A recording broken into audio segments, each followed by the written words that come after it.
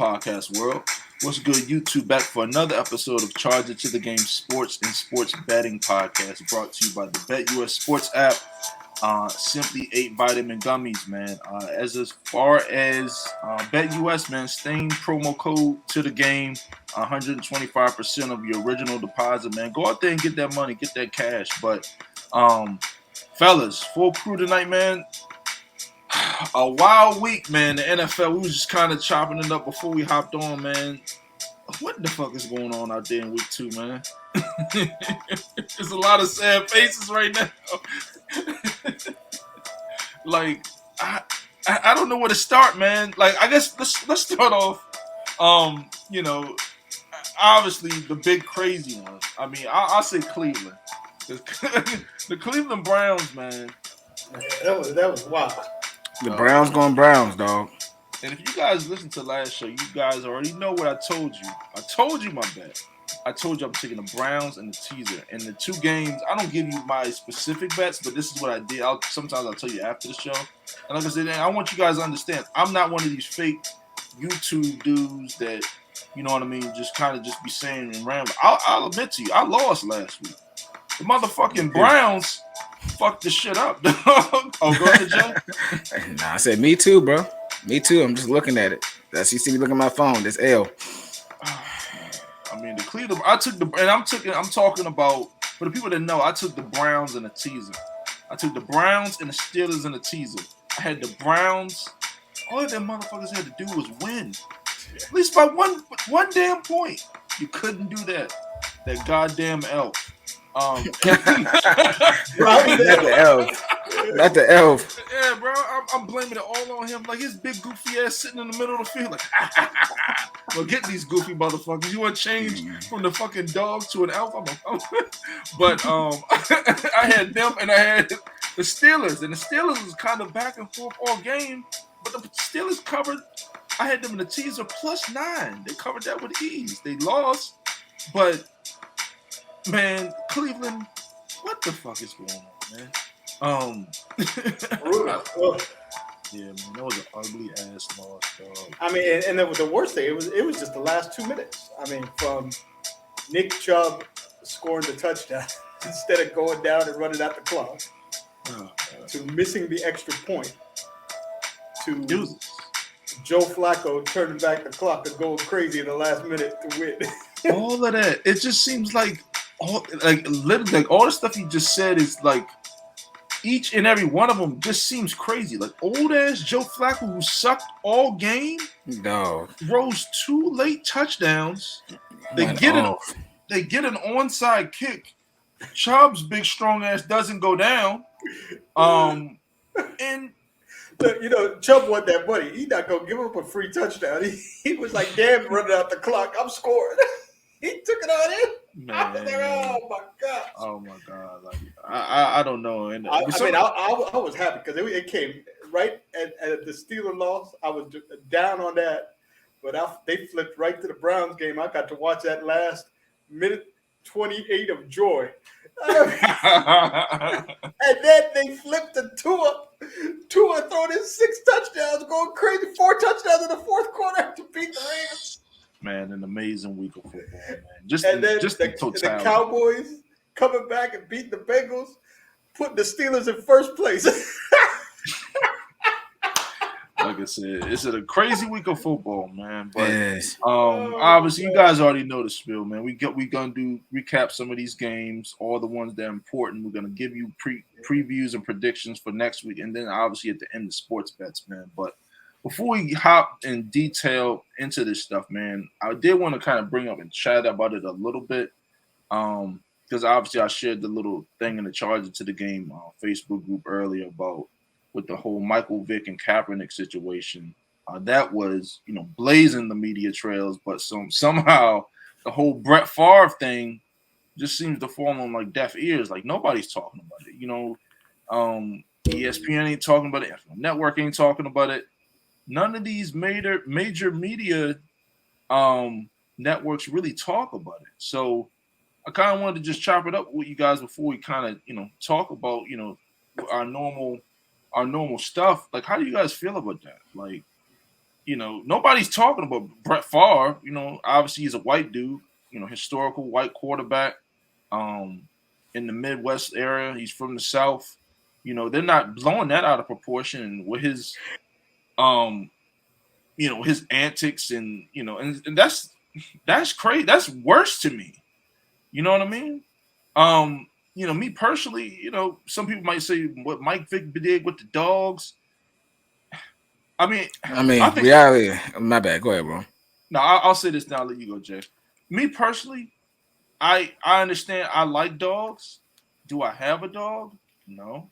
But at the same time, well, yes, I do. But anyway, at the same time, man, fuck that damn dog, man. You talking about human beings, man? Like, you guys getting up in arms over some damn dogs, dog fighting. Well, people do that all the damn time, and Brett Favre's out here, ruining regular everyday people's lives. Wait, so what exactly happened with the Brett Favre thing? So the latest that came out. So the latest. Oh yeah. Lord. There's a huge lawsuit. So basically, $77 million worth of funds were taken from the welfare program in the state of Mississippi, and a whole bunch of fraud came up where the governor diverted the funds to his friends. And so during that lawsuit and during the auditing that's going on, texts came up between the governor and Brett Favre, in which the governor diverted $5 million of those funds to build a volleyball court at Southern Miss because his daughter played volleyball at the school, and he wanted a new court for his daughter. So they took. So. Oh shit! But he couldn't use his own money. He couldn't use his own NFL money. He had to use taxpayer money. Yeah, so $5 million went not welfare money. Yeah, welfare. Yeah, it's set aside it's taxpayer money, but it's set aside for the welfare program in the poorest state in the nation, and it's federal money that was given to them to provide welfare to the poor folks. Governor took that money, or part of that money, and gave it to his friends for all their different projects. Wow. And so he's entangled in this. They have text messages, they have all kinds of stuff. So in total, there was $77 million worth of funds that were taken out of their welfare program and given to the governor's friends.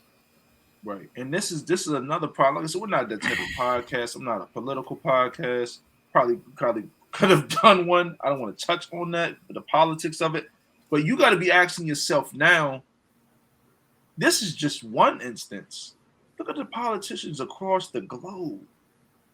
In different states, different cities. So your representative. Favre took $5 million to build the volleyball court at Southern Miss. At funky ass Southern Miss, a funky ass volleyball court. Oh, not the funky. And his daughter played volleyball at the school. So yeah. So, well, one, Rome. I'm gonna go ahead and say this, and this gonna anger some people about the dog shit. At the end of the day, Michael Vick wasn't there. You know what I'm saying? He came home to them knocking on his door. And it's his house. He going down. Y'all sure already know how I go. I'm standing on that. It's crazy. Some people say, hey, well, you knew what was going in his house. Michael Vick, if you don't know about Michael Vick, he was taking care of his whole family, dog. His whole entire family. So there's no way you could be omnipresent in all those places because he's not God. Or whatever you believe in. You know what I'm saying? So I'm going with that. This shit is just sickening. Out of all the money, like you said, Ron, out of all the money you have made for your daughter, that's wild. That's wild as shit. Mississippi is poor shit. No offense to y'all. Like, it's poor shit. Poor shit. So y'all taking money from Mississippi, y'all gotta relax, bro. Oh my gosh. Yeah. I mean, I just can't believe. Well, I can believe it. I mean, everybody has the little dirt until they get caught, right? I understand. But it's the fact that you get caught, Deshaun Watson, with the massage/prostitutes. I don't care what you say. You can say what you want. The massage people/prostitutes. It is what it is. All right? Everybody knows it. The mainstream media ain't going to speak on it. I've heard it thrown around on many podcasts, so argue with them if you listen to this. You get offended. But blowing our backs. yeah, I mean they massage therapists / prostitutes. You know what I mean? But anyway, I mean, as far as this situation, why is this not getting like national coverage? You know, like, nobody's talking about that. Like, you know, but they want to. And the lady, the head of the nonprofit who funneled the money to Favre, she pled guilty to 13 counts of fraud. Wow. And that's why. And now she's going to be witness. So that's why Favre and the governor are in the crossfire right now, because the main person they worked with to get that money, the in between, pled guilty. And I say all this to say this because I don't want to spend too long on it. And like I said, I want you guys to understand this. Listen to pod. You don't have to listen to this pod. If you listen to this one time, you don't like it, it's fine. Listen to pod. Listen to NFL players, looking at coaches. They got all types of podcasts. That's where real information comes out. On TV, it's just lies. It's a bunch of lying. It's a bunch of posturing. These guys get paid by the network. They get paid by agents. They get paid by higher ups to say and critique things and come across a certain way. Look at all the stuff they were talking about with Baker Mayfield. You couldn't have anybody on TV talk bad about dude. Oh, Baker, he's a gamer. Oh, he's this, he's that. Baker fucking sucks. He fucking sucks. I can't wait to play you, brother. I can't. All right, I might throw my whole bank account on the game when the Bucks play you, but with the spread anyway. But I mean, like I said, I just want you guys to understand what's really going on.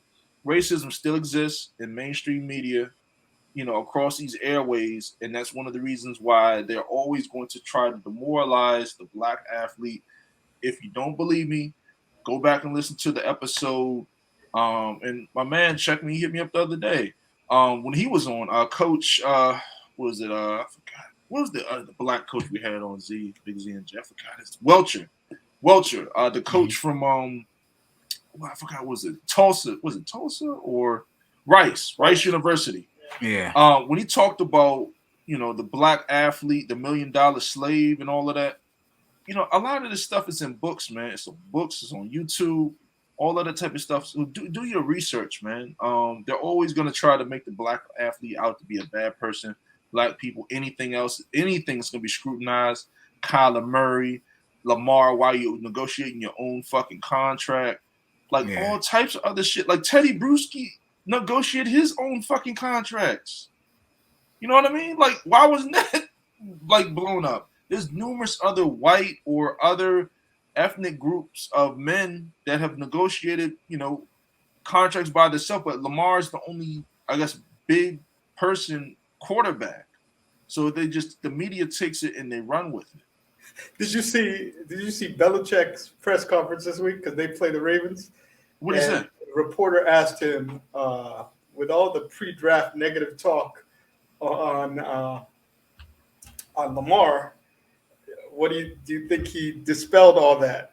And Belichick's answer is, well, you'll see in a few months with the size of the contract he's about to sign how much he dispelled all those talks about all the scouts pre-draft. I was like, oh, and the whole room went silent.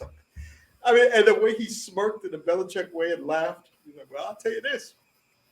You'll see with the contract, the size of the contract he's about to sign. He about to get paid, man. Lamar's balling out, man. They just need to go ahead and pay that, man. The Ravens lost the game to no fault to Lamar. I know they might have went 3-and-out on a few drives. You scored 35 fucking points, man. You're supposed to win the fucking game. I don't give a fuck what you say. Silencing all the man. That last minute 2 TDs. People are not talking about. They got the best duo. 6 touchdowns in that game for Tua. 6. Man. 6. Yeah. Jesus. Well, I mean, you know what? That doesn't surprise me. In the last few minutes, he dropped 2. Like boom. So it's like the thing with that, they have so much speed. I mean, track team, running back, receiver, everywhere. You know what I mean? And the one thing Tua may have been small, may have been hurt, but he could throw that ball. I mean, you can go back to Alabama, he could throw that ball.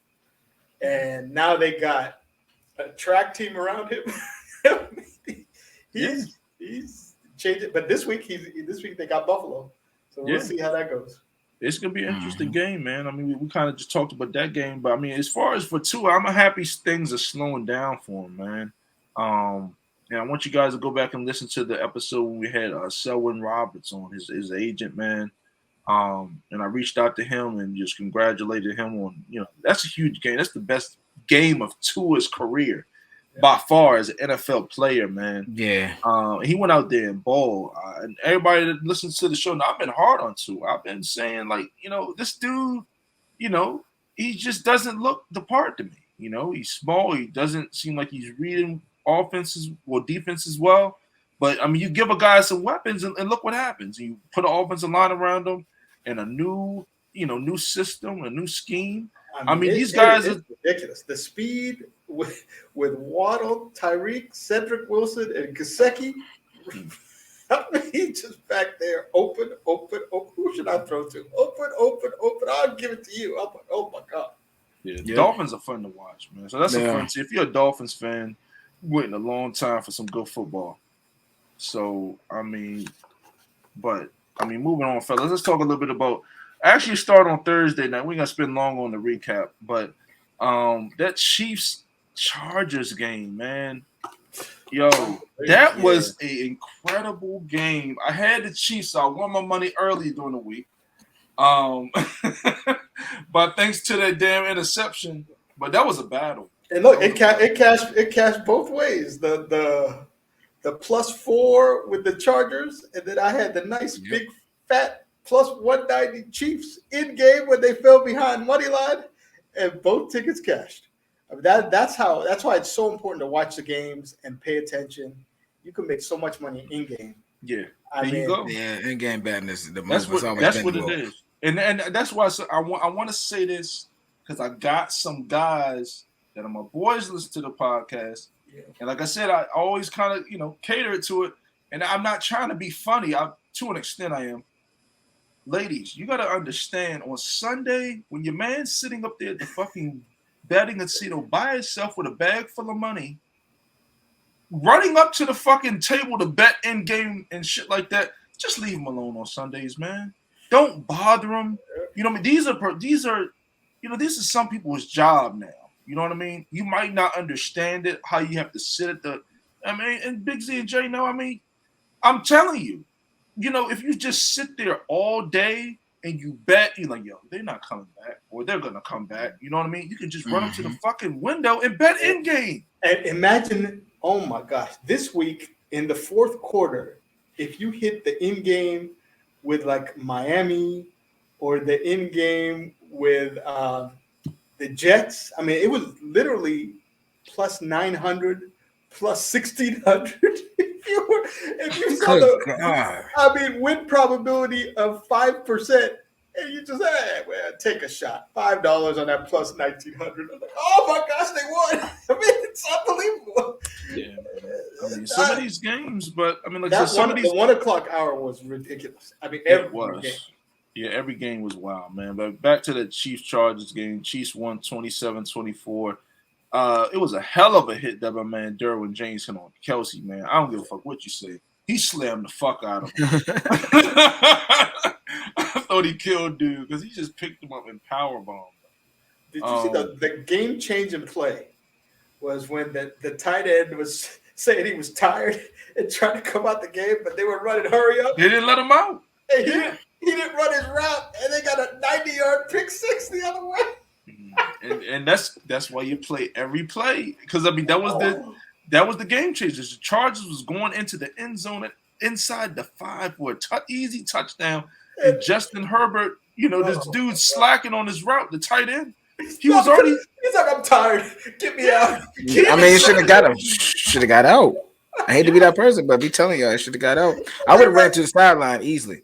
I'm not sitting there risking that. They would know how to hurry up to score, and his ass was like, I'm tired. Get me out. So he didn't run the route. The rookie, I think it's the 7th round pick with 90-yard touchdown the other way. Unbelievable. Changed the game. That's crazy. Damn. Yeah. That's a tough pill to swallow. And now with Herbert hurt, who knows what's going to happen. His ribs? Yeah. Yeah, so he took some hits. It was just The tackle got hurt. The backup tackle came in, and he was the Matador Ole. He hit the quarterback. I'm not blocking nobody. No, I ain't part of it. I mean, I'm not that. And it shows you how important your left tackle is. I mean, your left tackle, offensive line, period. Like I said, offensive lineman outside of quarterback and edge. After that, left tackle is sometimes left tackle get paid more than DNs, or look at Trent Williams. He's up there with Aaron Donald and those. Look at Miami getting Armstead from New Orleans, and how much that's helped to him. That he didn't have to worry about getting crushed on the backside. Last year they had Jesse Davis, who was horrible, who got him hurt. Three cracked ribs on a missed block. True. Ask Derrick Henry about it. He'll actually, because if he's missing Roger Scaffold. Roger Scaffold, like who the fuck is that? Like NFL fans know they're their fucking guard. Josh Allen appreciates him. Yeah, and look what the Bills are doing. Because like I said, that's like under the radar pickups. Because some of y'all don't really know football. You think you do, but you don't. You know what I mean? But names like that, like who the fuck is Roger Scaffold? He's one of the reasons why Derrick Henry was one of the best backs in the NFL for years, clearing the pass for dudes like that. I understand they got Taylor Lewan and stuff like that, but that I think they lost a few other lines. Same thing happened to him in their Monday night game when Lewan got hurt. The backup was horrible, and Derrick Henry got no yards after that. I mean, yeah, man. So, I mean, back to the Chiefs won. We'll move on. We already talked about this damn Browns game. This Detroit-Washington game. Jay, bro. I called it. I called it. I called it.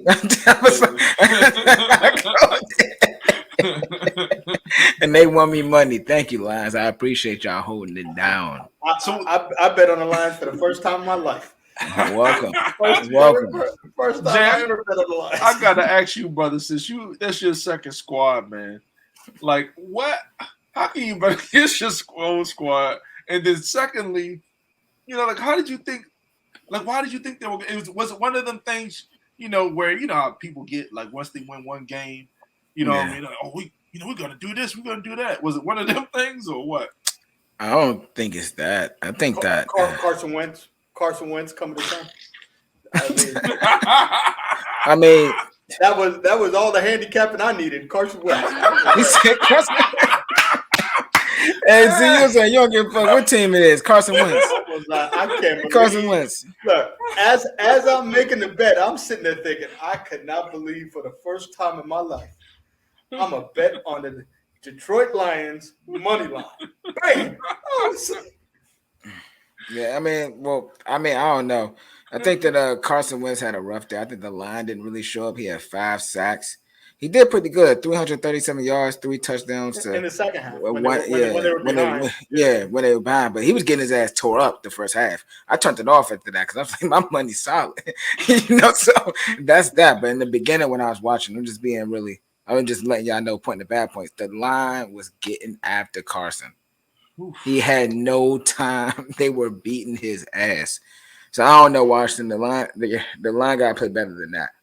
We don't have a super spectacular quarterback on there. Like I said, we possibly a B-tier quarterback, and if you ain't got no line, they got the Eagles this week.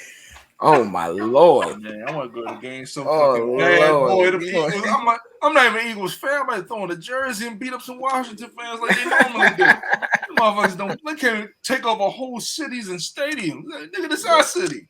You know what I mean? Yeah. White people calling people nigga. You know what I mean? White people different than Philly, boy. You know what I mean? Yeah, that atmosphere. I mean, versus primetime Kirk. I think his record is what 2-19 on primetime games. I mean, I want to say another betting tip. Charges the game betting tip. Kirk Cousins on in primetime. Fade him every time. 210 or 310. Every time. He's I'm about to say, no, his record's like 2 wins to 10 losses or 3 wins to 10 losses. It's something putrid. No. Yeah. And then ATS, he's 2-19 on primetime games. Oh, see, that's where I missed. That's where I fucked up. I didn't see that right there. That's why I lost my money. I don't even look at who they play. If I see the Vikings in prime time, just fade them. I'm That's it. taking anybody.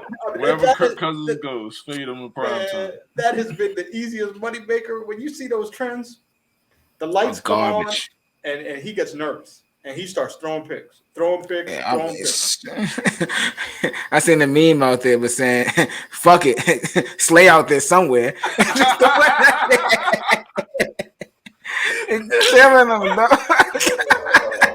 That man is an op, man. That man Kurt is an op. Bum ass. I will say this. I want to say this quickly about Washington before we move on to the other games. That defensive front, man.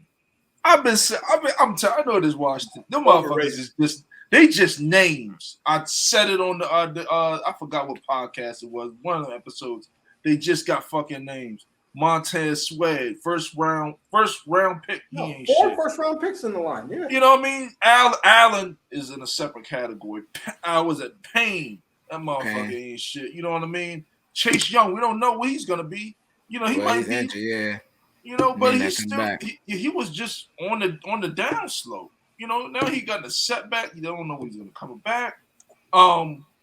That, like I said, that defensive front is just a bunch of names. Their defense is horrible. They don't know how to coach. But I mean, it is what it is. I just had to say people call him Del Rio. Was it Del Rio? I think they call him like the defensive coordinator to get out of there. And I'm not gonna hold you. I was a fan of Del Rio. I'm not gonna lie to you, but this is putrid. This is not a good product for all this talent. So. I mean, automatic bet, blind bet. I ain't even got to see it. I don't care what the people think about. I'm riding. Look, official bet for Big Z. I don't even know what the number is yet. Eagles by 50. Let's go. I'm definitely to the Eagles this damn week too. I know that. Oh hell yeah! Moving on to the rest of the games, fellas. This Giants and Panthers game. Giants are 2-0. The Giants are undefeated. Saquon. Got Saquon back healthy. Yeah? Oh, go ahead, Jay. I'm about to say, one thing about this. I mean, you know what? The fan or the hatred in me that was talking shit about Cowboys in the previous podcast saying they could be last. I'm gonna be honest with y'all. I never thought it really would happen. But right now, it may be looking like that ass is grass. So I'm riding that wave. But no, they're saying Dan, last year he got to play his heart out. But we know the big change is having Saquon. You got to worry about the ground game now. Yeah, you know what I'm saying. So I think they're getting back to the basics, man. Run the football a little bit. They got a better offensive line, and they got a new head coach who knows football. He knows what he's doing. He's not just yelling and screaming, saying we're going to do this, we're going to be doing that. Yeah, you know, and remember a couple years ago, put his team in a position to win. Yeah, remember Baker bashing Daniel Jones, saying he's overrated, he's terrible, he's this, he's that, and he lost to him. And I said, I'm gonna spend a little time. Give me my 1 or 2 minute spot like I do every show on Baker. Here we go. He got the hands. He got the hands. He's talking about the hands. Let me give you the exact quote. The exact quote for Baker in his GQ article. I cannot believe the Giants took Daniel Jones. It blows my mind. Some people are crazy. They overthink it. That's where people go wrong. They forget you got to win games. He played a deuce. Ooh. Oh, my God. The shade. You said GQ. What is he doing in GQ? Baker in 2019. Now, that's when he was on top of the world. Baker was everything. Oh, yeah. And the Giants fans on Twitter went crazy on Baker this week. See, and then, you know how emotional he is. He probably replied to each and every one of them. Don't talk about me like that. Oh, you know what I mean? He's an emotional dude. You know what I mean? About literally everything. The fucking dude sucks. He's immature. And I'm sick of the mainstream. Like, stop it, man. Oh, man, he's bigger. He just needs a chance. You know what I mean? Let him do this. Motherfucker was, in the Cleveland game, selling T-shirts. That quote was probably all over the Giants locker room this week. He's so dumb. Like, dog, this is the NFL. Okay? You played for the Cleveland Browns, who had literally a whole team ready to win the Super Bowl. Every position was stacked, and they're still that way. Their offensive line is still elite. I mean, everything is loaded. You just sucked, and now they got Jacoby Brissett. When Deshaun, that's why they spit. Everybody like, man, I don't see the big drop off, but see Deshaun Watson and Baker, and people like that. I just walk away from because I there's no point in me even talking to people like that. I don't even talk football with people like that, man. You know what I mean? Because I just walk away because it doesn't make any sense. Because you just like Z, am I right? Like what am I supposed to say? Like people believe, no man, it's not worth it. Deshaun Watson, the Baker, it's like this is like Deshaun. There's actually people that actually said that. No, there's people that say that and believe that. Oh, they're smoking crack. I'm about to say I want to know what they smoking, but nah, that is something different. I don't want to ever be that high. That's ridiculous. But I don't want to spend too long on them. I mean, they lost. Bucks, I ain't gonna spend long on this. They beat the Saints, man, in New Orleans. We go off to that. That was a slow game. What's your thought on Evans and getting suspended and the crazy? I love it. I do love it. That's a divisional matchup. Them boys got history together. They don't like each other at all. They just need to go ahead and get on one of them Adrian Peterson, Le'Veon Bell fight. Oh, you damn right. I was alluding to that. Give me Big Mike. All this is done. Oh yeah, give me Big Mike too. Big Mike. They had Bruce on the sidelines stirring stuff. Oh, hey, it was confirmed too. I think because Bruce. So what happened was the Saints are so fucking petty. I hate y'all. I fucking hate y'all. You didn't even give us a fucking booth for the fucking owner and GM and fucking Bruce Arians and the general manager, Jason Light. They had to go down on the fucking field because they're like, oh, we didn't know you guys were coming. Motherfucker, what the Tampa Bay Buccaneers front office? Why wouldn't we come? They said, oh, you guys got to go down on the field with the players. Them motherfuckers go down on the field with the players. I know Bruce Arians. That motherfucker. Oh yeah, Bruce Arians talk shit. Hey, motherfucker, you suck. You know what I mean? Probably saying it to Marshawn Lattimore. Lattimore probably like, what? You know what I mean? And then Bruce Arians probably like, look, go out there, smack the shit out of him like you did last year. And it's crazy because Todd Bowles seems so relaxed and reserved, and Arians is the exact opposite. He's fiery. Yeah. Bruce Arians is fiery as hell. He does not play. But I mean, like I said, in that game, man, it was a well-played defensive ball game. I love this defense, man. I like Todd. I don't know what it was, but they got it. Bucs fans, they got a new scheme. They're no longer sitting 8-9 yards off the ball. Because I was talking with some fans doing the little live chat in the Bucs group. They're no more sitting back attacking. They're blitzing. They're blitzing Devin White. Devin White is coming in and smacking the shit out of people like he always does. All right, and I gotta get me a Devin White jersey. I like Tom and all, but gotta rep my boy. But he's coming through the line, getting the, making shit happen. Antoine Winfield Jr. is coming downhill, smacking people. Yeah, Hicks has made a difference for them. Yep, and he's hurt. Damn, and that's the thing. He's gonna be out for some time.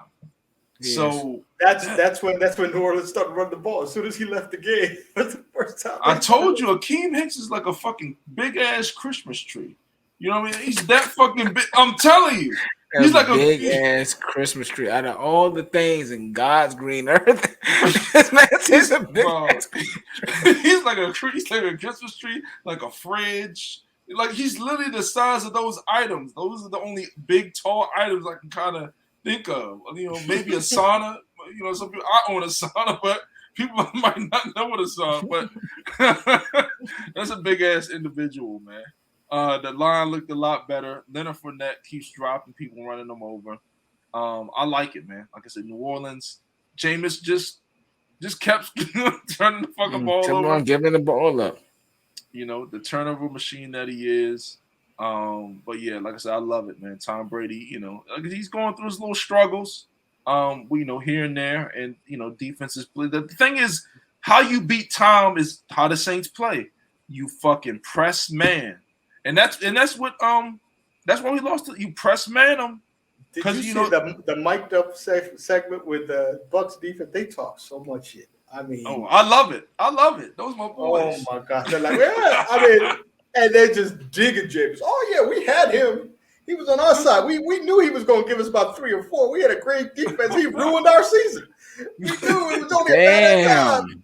Damn. His ass to give us 2 or 3 picks. I was like, oh my gosh. I mean, they still mad about that 30-pick season.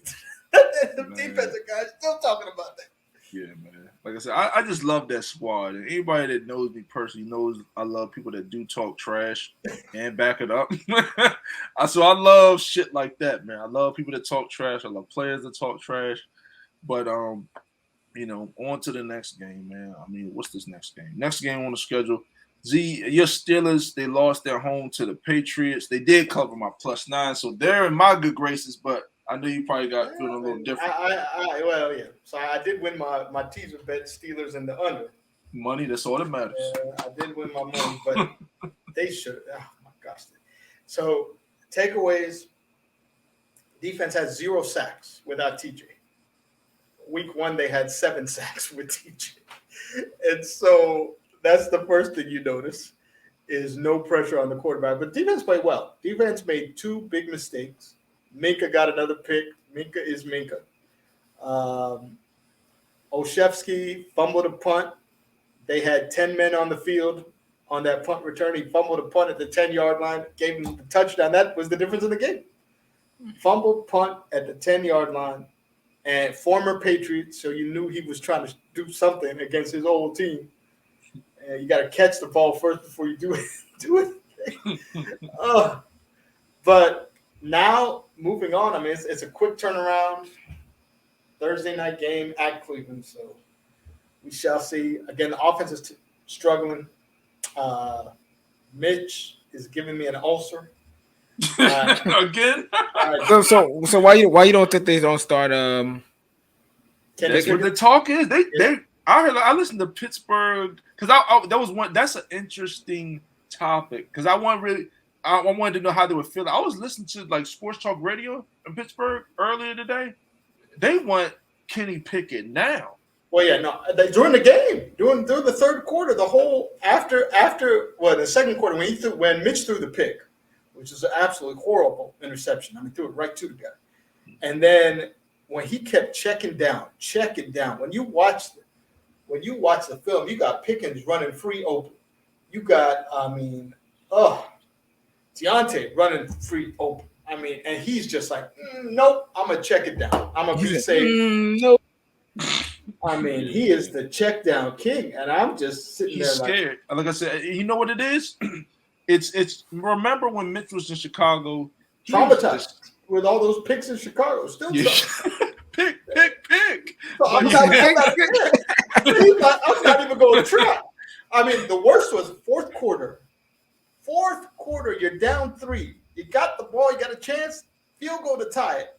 3rd down and 8. He's got Pickens running free on the crossing route, and he threw a 2-yard check down pass. 3rd down and 8. Yeah, like I said, it's troubling, and like I said, I had to watch this Steelers game visually because I had my money on it. I was watching them and the Browns, so I got a chance because the Bucs didn't play. Well, the Bucs played, but like I said, I watched that game, but I also watched the Steelers game heavily because I had money on it. Like I said, Mitch is tough to watch, man. It's tough to watch when you, like I said, especially he drops back the pass, and he takes one look down the field, and if he doesn't see him open at the time, when he has to wait till the route develops, man. Yeah, he doesn't anticipate throws. He doesn't. He's not a throw. He's one of the guys. He has to be wide open right now, and he's going to throw you the ball. And the wide open right now. In the preseason, Kenny Pickett, who is a rookie, was anticipating throws left and right. And that's the thing. The line is playing good. Everybody was criticizing the offensive line and thinking that they would be the problem. The offensive line played well. I mean, Mitch is just he sees pressure when there's no pressure. And then the offense is horrible. I mean, I don't even like Canada. Canada's horrible, man. How do you even get the fucking job? Like, who is this guy? He's been fired from multiple universities. He's a college guy. Steelers hired him as a quarterback coach when they fired Randy Fichtner. They promoted him to OC, and did you see his path? See, I'm gonna stop. Did you see this man's path to the NFL, guys? Yeah. He was a college. He wasn't even a head coach. No, fired by LSU, fired by Pitt, fired by Maryland. Right, but like I said, as a coordinator, offensive coordinator, moves up to the NFL and is a quarterback. You're a quarterback's coach, really? And for Ben in his 15th year, who doesn't really need a quarterback coach at that time, really. Hey, so you have no real NFL experience as far as like you're a quarterback coach. You know what I mean? Like, come on, man. And you move up from the college ranks. Then you have to understand this is not the NFL. Mm-hmm. You got to know your team, man. You can't be running this little stupid shit, these dumbass plays. But this week the offensive players are publicly ripping him, and you don't really see that. And Tomlin never talks bad about his assistant coaches. Never talks. Got to keep it in house. But for the first time, he said, "I'm gonna." What did he say? I'm gonna convey extreme patience. But the way he said that and the strength, that is the closest Tomlin will get to criticize. He might get fired, dog. He might get fired, Mitch. Like if he doesn't, because it is Mitch, but this offensive play caller too. He doesn't let him check. I heard the play callers play trash by multiple Steelers fans. Multiple. And then the thing is, Mike Sullivan, the quarterback coach, has been a coordinator before. So even if you do let him go, you've got an experienced guy on staff who can take over. So I would rather have that than this dude that just clearly doesn't know. And then Mitch, like I said, and I won't spend too long on it, but yeah, he has to, man. At least you gotta do something, man. At least Jameis tries to throw the fucking football down there. He might throw a fucking pick. You know what I mean? The other side, look at Mac Jones. The only touchdown they had, he was basically almost like a Hail Mary pass, 60 yards. The receiver caught it right over the DB for the touchdown. He took a shot. Mm-hmm. And he hit it. They got nothing but a lucky shot. But he took, like you always say, you never hit the shots you don't take. Michael Jordan said that. So you got to take your shots. You do, literally. And fellas, that goes for you too with the ladies, man. And they're walking around. Man, I stink today. You know what I mean? Motherfucker, shut up. I done got my cut today, nigga. Shut up, man. Go out there and say something, man. He said, "Shut up." I know you like a little, stop playing around. Hey, look, don't let wrong. Hey, look, optimistic. I'm trying to help people build confidence, dog. They already know. Hey, look, bro. Let's be real. If you feel like you're within range, shooters gonna shoot. But don't listen to wrong. Because motherfuckers go up in the air, get shot down, crash, burn, fire. Know your audience. Know yourself. No, I'm not saying it like she literally said like the other day, though, I hate you. And you're like, yo, can I take you out? I just say I don't like you, dog. Get out of my face. He's saying that. I'm saying, if you just out, you know what I mean? You just out, you see somebody at the beauty supply store, they look good. You pull up on them like, yo, nice today. You know what I mean? Just like that. She's like, what's she gonna say? No? What's she gonna say? Something crazy to you? You know what I mean? If she says something crazy to you, like boy, bye, bro, that's a hood rat. Why are you hollering at hood rat? Like she done you a favor, bro. If a lady, I know we're not that, but if a lady responds and says, boy, bye, or some shit like that, bro, you hollering at the wrong type of people. No wonder you deserve to get struck down like that. You know what I mean? Should have shot you with a bigger gun because you're sitting there talking to fucking trash. Yep. You know what I mean? And it did you a favor by finding out so That's early. What I said. You did it a favor. Find out right away she trash and move on. Did you a favor. Yeah. Because they hide it very well. Put literal shit. Put sprinkle gold on literal shit. so if she showing you that little turret right then and there, get the fuck up out of there. Like I said, I know ladies, might not like this, but it's just my opinion. Y'all might laugh, you might not like it, and we'll get back to the football talk. And she got the little tramp stamp on the lower back. That's all. I'm not saying no more than that. I'm moving on to these 7-11. Do I have Good luck. Yeah. But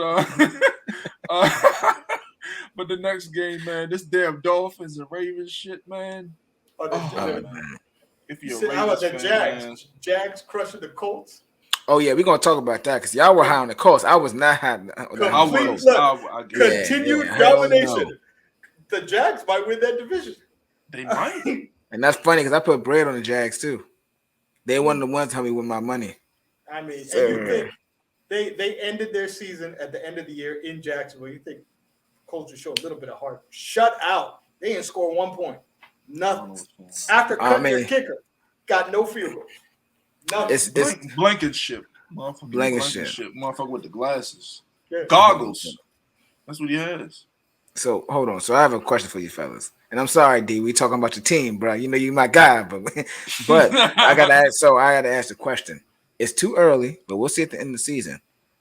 If this progresses and keep on going on, were y'all too high on the Saints? I mean, do you have too high on the Colts? Oh no, Matt Ryan is shot. Matt Ryan is done. Yeah.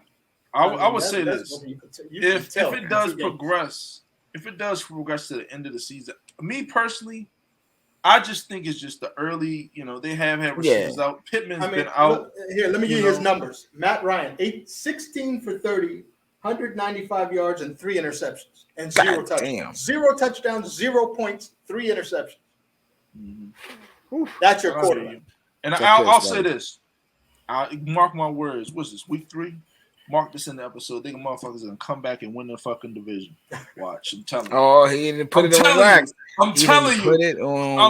Write this shit down, dog. It might look bad right now, but I'm telling you.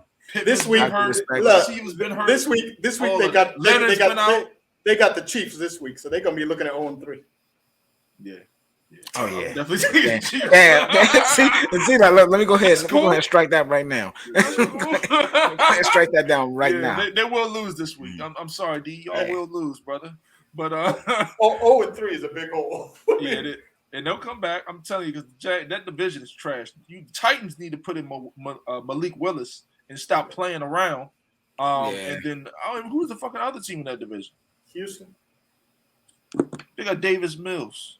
I mean, Davis Mills he's been nice. balling now. I'm about to say I hate to say that, but that boy balling. I don't fuck with the Texans. I don't fuck with the Texans either. I'm a flame them every show. They're a good cover the spread team. They're not gonna win, but they got them high ass spreads. Take that plus points.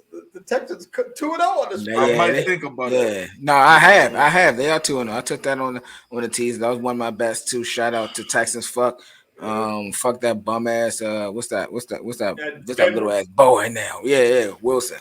Little ass boy. He's getting cooked. He looking like McNabb for Washington. Oh no! Come on, dog. I was there for that. It was not a pretty sight. That's exactly what I'm getting vibes at. All right. Well, nah, Russ ain't no little ass boy, but he is looking like McNabb from Washington. Russell Wilson? Yes, Russell Wilson. Let's talk about that game. So did you see the fans counting down the play clock every play because the coach didn't know what he was doing? As soon as it hit 5, you got 90,000 people in the stadium. 5, 4, 3. Seattle too, right? They were playing in Seattle. No, they were playing. It's Houston. And they kept getting delay game penalties. So starting in the second quarter, the whole stadium started counting down. 5, 4, 3, 2. Stop the ball. They had to help him out. Yeah, Hackett is horrible. He's like garbage. I heard something because I was listening to. I forgot it was. I think it might have been ESPN. They were talking about they might have to fire this dude mid-season. This motherfucker looked like he's just happy to be there. Oh, he is. He is happy to be there. It's just smiling and shit. It is different when you're a head coach from being a coordinator because you got to look at everything as a head coach. He don't got the personality, man. And he don't get the situational football. I mean, the simple stuff. I think the situation is too big for they might be like, yo, hey, coach is 3rd and 9, coach. Who you talking to? Talking to you. You're the head coach. Oh, you're right. I am head coach now. Oh, man. Ask Russ, man. I don't know, dude.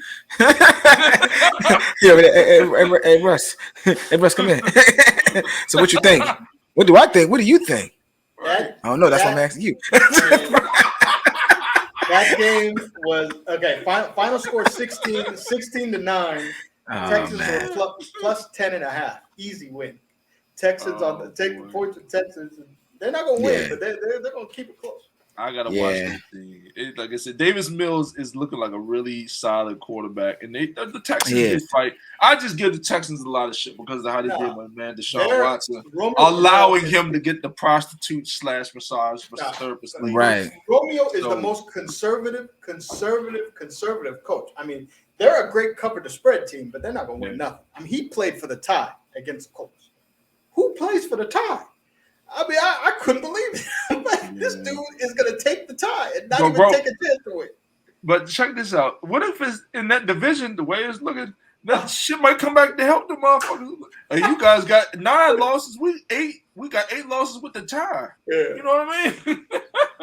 So, I mean, we'll see how it plays out, but sometimes the tie can help you. Steelers benefit from that shit with the Detroit tie.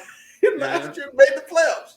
Let's talk a little bit about this game. I won't spend long on these last 2 games, man. I want to talk about this Niners. I don't want to talk about the game, but the Trey Lance injury. Oh, that was ugly. Yeah, that's pretty bad. I ain't gonna. Shout out to Trey, man. I'm praying for you, brother. Well, you're not in heaven, but yeah. Yeah, we don't want to get too extreme now. I feel it. But yeah, man, I'm heavy prayers for you because that was a nasty injury. Jimmy G stepped in, man. Having said that, from a betting perspective, Niners, my book went from a bet against. Jimmy screwed me. Jimmy screwed me. Man, Jimmy screwed you. Look, yeah. What? I didn't expect. I can Trey Lance and them. Like, man, it's gonna be close. Jimmy came in there and smoked him. I hate to be like this, but as a gambler, as soon as he got hurt, the vulture in me jumped on that minus 10.5 so quick when Jimmy G came in again. I was like, Jimmy G coming in. I hit that so quick, and then, man. It'd be like that, though, dog. I'm just saying this, and some people might not like it. I like Trey Lance. Actually, I don't know Trey Lance, but I respect the young brother. I hope he has a long, successful NFL career. But like I said, I'm about this money. This Niners team, man, is ready to go. Jimmy G, they are a few plays away from fucking going to the Super Bowl, and they probably would have fucking beat the Bengals. Did you see them celebrate Jimmy G's first touchdown? The whole team was celebrating like they won the Super Bowl. I mean, it was like everybody knew Jimmy G should be their quarterback. Man, porn star Jimmy. That's what Stephen had. My man, fucking porn stars. You know what I mean? This is porn star Jimmy. And all those incentives gonna come through in that contract. He did. Oh yeah. He gonna get that dough, man. So like he gets money per win. Yeah. I mean. Oh, well, he's gonna be balling for that then. So he's getting his incentives for games started, per win, to make the playoff wins. So all that is gonna come in now. Man, and I'm gonna tell you this one thing. If you don't listen to the whole show, that's cool. You don't know anything else, remember this. I'm taking the fucking Niners this fucking week. I forgot who they played, but I remember it was somebody that is supposed to fucking beat. Let me see. Let's take a look. I'm putting the bag on them. They play Hackett, Nathaniel Hackett. Oh, I'm putting the bag on them. I'm putting the bag on them. I'm hyped right now, dog. So look at that matchup. Right Shanahan going back to Denver, where his dad won all them Super Bowls, and going against Nathaniel Hackett. Dog. I don't think you guys know how excited. This might be the biggest bet I've ever had. And it's only 1.5. That's what I'm saying. Yeah. This might be the biggest bet I've ever had. You know how young Jesus said, "Yo, this might be the realest shit I ever wrote." This might be the biggest bet I've ever had, dog. I'm telling you. They are going to smoke. Like I'm telling you, it's go big or go home. I'm telling you. And -2. My other homeboy that I used to work with, he already knows. Like, this is a paycheck type game, dog. Because you talk about paycheck type games, you take your paycheck and bet that shit on it. This one of them type games, dog. You take the fucking Niners, you put your paycheck on. I'm obligated to do the public service announcement. Please bet responsibly as you make their bets. No. Yeah. No. I'm saying no. Yeah, you're right. I'll say this. So if you don't have the means, if you don't have the funds, you know what I mean? Don't do it. Yeah, don't do it. I'm sorry. Because some of y'all be sitting there at these gambling casinos late at night stinking talking about some monkey. You know what I mean? Smacking the table and shit. You know, y'all know what I'm talking about. You're wild. I'm You're just saying what wow. it is. You know they be saying that shit, dog. Losing all that fucking money. And they be getting mad as shit. But yeah, this is a game I'm definitely taking. But yeah, Trey Lance, brother, get better. What's this? See, the next game It doesn't get on. better. Yeah, dog. What was the next game? Oh, the Bengals. The Bengals and Cowboys. That cost me money. That also cost me money. The public was the public might have been like 80%. And the public took the minus 7.5. Right. I teased it down to -1. That still didn't cash. I did tease it down to -1 as well. See, yeah, man, that still didn't cash. And that's the thing. See, that's the same thing with me and the fucking Browns. Because the Browns had the same shit. If you tease them down, it was 1 point or just to fucking win. I'm about to say, see, I lost one of the Browns, but I saved it because when I bet in the middle of the week and they were +4. Yeah, I got lucky on that one. But I lost one too, because like you said, that minus, and I was like, God damn it, you shitty motherfuckers. I feel you. But yeah.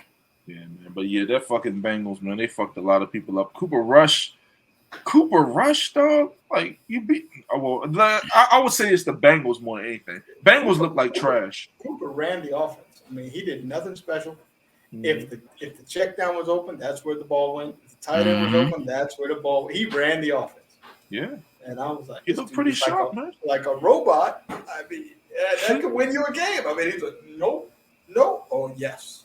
I'm about to say, and I'm looking at the yards and stuff like that. Like Joe Burrow and the offense had a pretty solid outing still.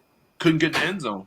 That's what it was. That's what I'm saying. Yeah, because he only got 1 TD, so he got all them yards and no TD. So you're right.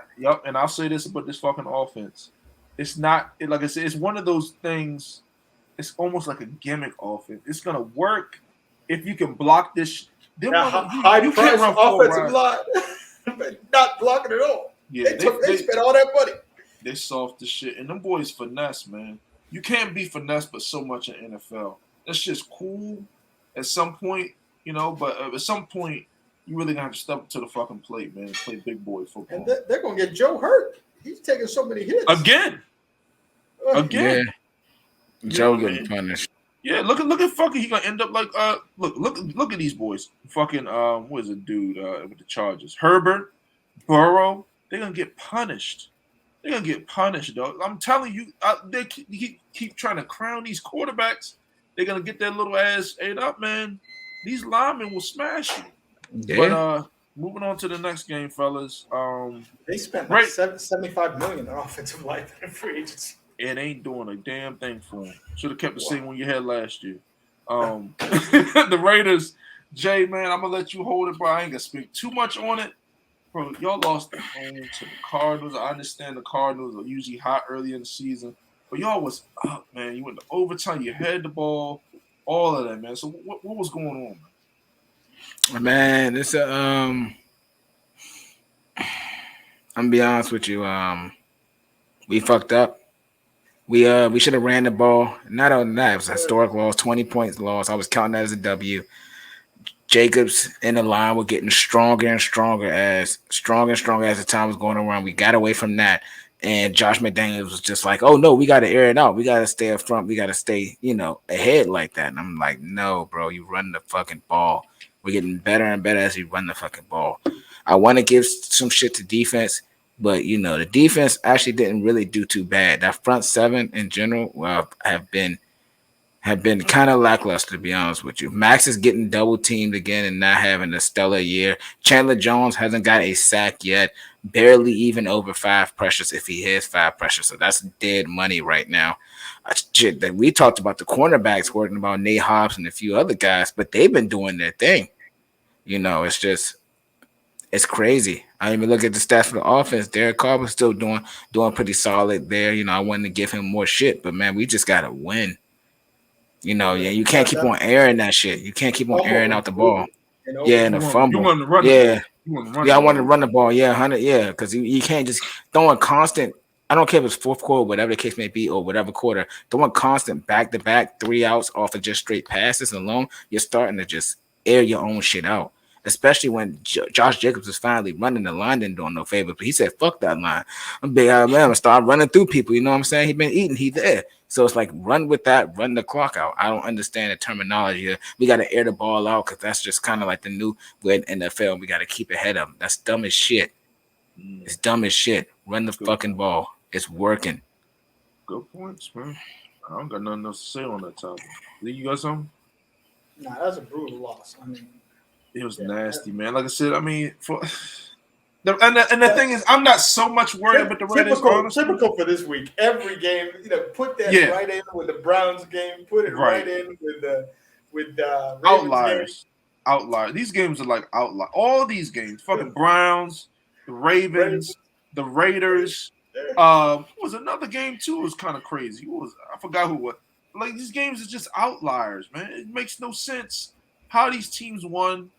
I'm still high. Like the Rams Falcons game was similar. I mean, Falcons, the Rams that was crazy. Falcons went crazy in the fourth quarter, covered the spread. That was crazy as hell. Yeah, like I said, some of these games, man. I'm telling you, that's what I'm telling you. Do money line or teaser. Money line parlays, not minus 400, not minus 400 and 500. Nigga. Parlay this shit together. You know what I mean? Then you have yourself a game. You put up 300, you win 150 or something like that. That's favorable. And think about it. What we've learned so far, covering the spread, the only team to trust right now is Buffalo. Yeah, Buffalo. Yeah, Buffalo blowing ass out. I seen minus 4. I said minus 4 for who? Now I'm thinking take my money. San Fran with Jimmy G might be a trustable team too. Yeah, to cover the spread. That defense is incredible. And minus 2.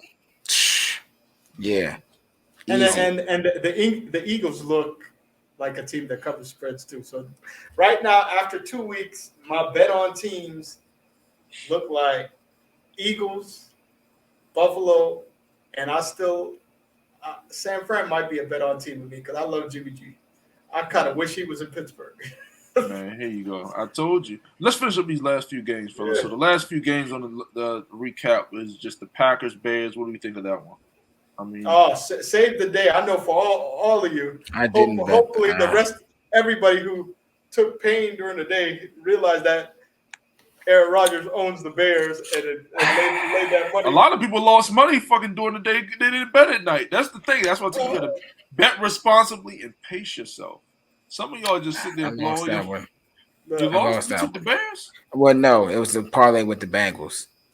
Green Bay covered clearly, but the Bengals fucked me. That shit was so beautiful. Yeah. -6 first half, -10 full game. Aaron Rodgers just made it happen. Yeah. And then the if you remember last week we were talking about all Aaron Rodgers quotes about we need to run the ball, we need to run the ball, we need to run the ball. Hopefully you bet the running back props. Jones. Oh my gosh, he killed him 132 yards. God damn, he's mad. It was over 51 was the prop, and he got 132 and a touchdown. And if you like Aaron Jones and his little betting props, he's gonna have some favorable lines like that because he shares the ball with AJ Dillon, who's supposed to be like 50-50 with Aaron. Supposedly. Yeah. I mean, rushing attempts, Jones had 15 attempts. Dillon had 18, so Dillon had more. And then Dillon's prop was only 41, and he got 61 yards. He went over the prop too. Yep. So, for those guys, man. So I mean, like I said, it's like hit or miss with these. Like I said, these guys will be carrying the ball almost 50-50. Sometimes they're like Aaron more, sometimes they're like Dillon more. I think AJ Dillon's just a little too heavy for me. I think he needs to lose a little weight, but it seems to be working for the dude. But and they got their offensive tackle back. That was big. Yeah, one of the best in the league too. Yeah. Bakhtiari. Mm-hmm. Yeah. No, the other guy on the other side. Bakhtiari's still out, but the guy covering the left tackle was out. Malaga? No, what's his name? Collins or something. Oh, I know you're talking about. Okay, but he was out week 1. And week 2, as soon as they said he was active, Rodgers was talking about, we need to run the ball. We need to be aggressive. He's back. We're going to run the ball. And in my mind, it was, okay, Running back over, running back touchdown. Yeah, even Montgomery went off too on the other side with the Bears. 15 attempts, 122 yards. They wasn't stopping shit on the ground both ways. Yeah, they both ran the hell out of the ball. I mean, Yeah. last two games, fellas, the damn Bills smashed the Titans.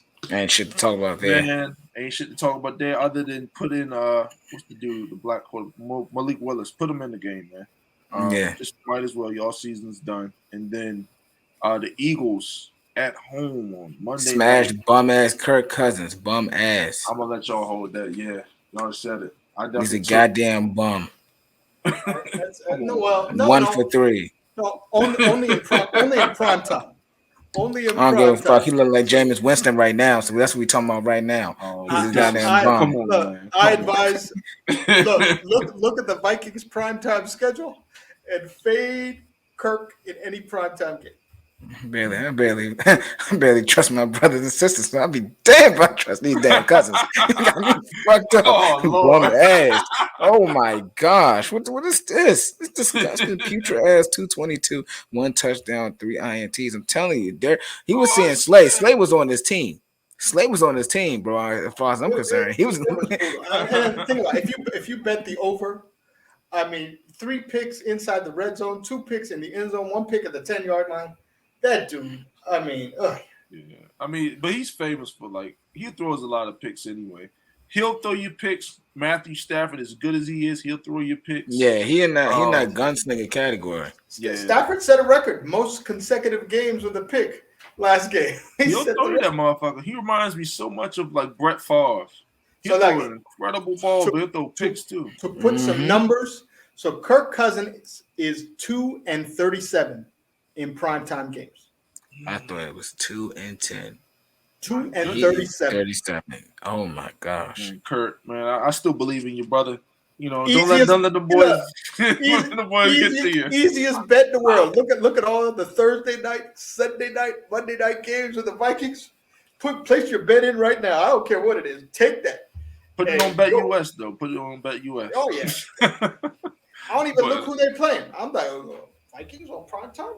Yeah, that's my first bet of the week. Let's get through these games, fellas. So this week, man. So starting with this week's games, we'll start off, man. Tomorrow's Thursday night, start of a new week, and the Steelers are on the road. Yeah, on the road in Cleveland, man. So Z, man, you start us off, brother. So what can we expect in this game? A lot of people, obviously in Pittsburgh, you can hear the noise. They want Kenny, man. It's if Mitch doesn't, short week. You can't make the change now because it's short week. Yeah. Again, Tomlin as an underdog is straight money, and so it's gonna be a close game. It's gonna be hard fought. Hopefully, the lucky elf at midfield. Oh, you stole my point. That fucking elf. Again. And I definitely see the Steelers with the points. Betting market has gone on that side, so open 5.5. It's down to 4.5 already. Yep. Money's coming in on Pittsburgh, but I'll sprinkle on the money line too, just like Week 1 in Cincinnati. Sprinkle something on that money line. Take that plus 5.5, and let's go. Yeah, man. I mean, I look at this game. They got that fucking elf on that fucking field, man. He ain't going I'm really going with his elf in the goddamn show. Bro, I'm telling you, crazy. there's something creepy about this dude now. They didn't pray over. You know, you get a new house, you're supposed to sprinkle with holy water. That motherfucker hasn't been blessed yet. And I don't even know how I just said blessed and, MF and the same thing, but I'm sorry. Sorry. I'm sorry. But yeah, I'm looking at, as long as the elf's on the field until Deshaun comes back, man, and what I don't even know, man. I like Pittsburgh all the way. I like Pittsburgh money line. I like Pittsburgh, especially plus the points. They're plus 4 on the road with Jacoby Brissett at quarterback. I understand TJ Watt's out. Yeah, 4.5. You tease that up, you get the Steelers plus 10? You know what I mean? Let's go ahead and verify that right now. Full disclosure, I did a teaser, Steelers plus 10.5, and then the under 44.5, same game teaser. Man, if you get the Steelers, Now that's hit in the first two Steeler games, so I'm sticking with it. I'm about to say I think it's under 2. They know to each other too well for me. Yeah. I mean, yeah. So And here's a little tip, man. This is just my guide of sports betting. If I see a division matchup, and if it's beyond 3, and if there's like a clear difference, like maybe a team is way better than it, maybe that's the outlier. But a lot of these teams, you know what I mean, that 3, these teams know each other. They know what they're gonna run. You can take the spread with Pittsburgh plus 4.5 and feel comfortable. As bad as Mitch looks, Mike Tomlin ain't gonna let them boys go out there and look that crazy, man. You saw what they did with the Patriots last week with a better team. Especially right now at the quarterback position, in my opinion. Yeah. But I mean, I like this game with a teaser for sure. But I actually take Pittsburgh to win. I take Pittsburgh too. Easy on the road on Thursday night, and I don't even like betting road teams on Thursday night football at all. But I like this just because of Jacoby Brissett and how they came out and lost, and they got the elf. So this man's still talking about the goddamn I'm just telling you, dog, there's something wrong with them. But the next game, fellas, the Patriots are at home. They got the Ravens coming to town. Who we got in this one, man? Spreads minus 2.5, but who we got winning? Well, why is the Ravens? What's the name so low? Just if I can add one stat just to throw numbers to what Rome just said. So Kevin Stefanski, Browns coach, is 1-11 as a division favorite. Mike Tomlin as a division dog is 12-2. So all the signs point towards against Pittsburgh plus the points. Take the points. Yes. And Stefanski is the least profitable coach in the whole NFL as an underdog in Cleveland. But a lot of that was with Baker. But 1-11 ATS as a favorite. I'll say this. Just to cover my man, what can you do with Baker? Stefanski, I got you, man. I know he sucks. I know. They both so I'm gonna bring lost my money more than once. It gets even worse. He's not only the least profitable current coach, he's the least profitable coach ATS versus division opponents in the last 20 years. Oh, wow. Well, yeah, he's a bum. Okay. All right, that squad is nice. But division is tough. I mean, a lot of those is Pittsburgh. Yeah, nah. So 2 Pittsburgh, 2 Baltimore. So. No, I get it. Yeah, it's a tough division in total. That one I was just kind of teasing with, but yeah. Who we got in this game though? Patriots and Ravens. Who we got? This is gonna be an interesting game. So you get Ravens coming off that tough loss. Lamar might be injured. There's a lot of talks. He didn't throw the ball in practice this week. So people are speculating that something's wrong with him. But before I started reading those reports, I was all in on Baltimore winning this game. Now, Patriots are home, and I'll say this: like I said, when you guys listen to the show, remember we recorded this show on Wednesday night. All right, so Wednesday night for a Sunday show, some things might change. Some of you guys got to use your own brains, though. If Lamar, they say you read these injury reports and they say Lamar's been banged up, he hasn't thrown all week. Why in the hell would you pick the Ravens? The public, I like Huntley, but I mean it's a short week. Look, the public is heavy on Baltimore, and Vegas hasn't moved the line. It's Patriots +3 with 98% of the money on Baltimore. And the thing is, and it's open +3. They're not touching that line. This is a game. This is a game. I'm taking the Patriots plus the points if I'm betting it. But if knowing me, I'm teasing it, and I'm getting more plus money with the maybe +9 at home. And Bill Belichick with a defensive mind, he makes quarterbacks look horrible. Look what he did to Tom Brady last year. Here's a stat for you. Belichick. So Patriots have been a home underdog 19 times, and Belichick is 15-4 as a home underdog. And they are home. They're +3 this week. Don't you guys take the Ravens this week, man? I'm telling you, you're gonna lose. Watch yourself. Yeah, don't you take the Ravens? I'm just telling you, man, because it's just too much swirling. And then Bill, like I said, just the defensive-minded guy that he is, he's gonna frustrate Lamar. He's gonna bracket guys. He's going to force Lamar to do some things that he doesn't like. So I like the Patriots in this game. Who y'all got, man? Oh, you say you got yours. Who you got, Jay? I'm still going Patriots. I see. What's the name? What's the name? What's that guy name is doing in there? Mac Jackson. Jones? No, I see Jackson questionable Yeah, Lamar. still too. So I mean, But shoot, I'm gonna Patriots. Huntley's been good for them as a backup. Huntley is money, bro. I ain't even gonna hold you. He's money. Yeah. I ain't even gonna lie to you. But I'm going Patriots with the money line or +3. He won games last year. Huntley did. Yeah. I mean, I hope he comes to the Bucks, but I'm definitely even if Huntley plays, I like you, brother, but you're going down this week, big guy. I'm sorry. Yeah, the next game, man. This is a big game in division game. The Bills are on the road in hot Miami. You know, it's gonna be hot out there. That's the only thing that's got me worried. Buffalo being out there where they are, and then becoming a hot ass Miami. And you know, the Miami as a home underdog -6 points at home. That's a large. Yeah, number. I'm looking at it. So if you really believe in the Bills, then this ain't nothing to you. You know what I mean? That 6, this is nothing. They really giving me 6 with fucking Bills. But I mean, watch yourself here. I mean, the Dolphins are hot. They're winners of their last game. Tua's been hot. But I will say this: if the Bills win, they cover the spread. They always do. So. Yeah. The Bills got defense, man. The Bills got defense. Their defense is nice. They made Matthew Stafford look average or even below average. They made Tannehill look like the bum that he is. They made 2 quarterbacks look, decent, supposedly quarterbacks look bad. Matthew Stafford's supposed to be elite. They made him look horrible. And then now they're going against. They haven't seen this speed. And Tyreek Hill, you saw what he did to him in the playoffs. So, yeah. I hear you. He's playing his own. But I'll say this, and that gives me more reason to take Buffalo. Because they're going to remember, they're like, oh, this motherfucker stole our chance. We're going to fuck him up. You know what I mean? Like, I like Tua. I think he's on the right path, and I'm happy for he had that big game. But I think this is a game he kind of comes back to reality. I think if you look at the stats, they're identical. I mean, Josh Allen, 614 yards, 7 touchdowns. Tua, 739, 7 touchdowns.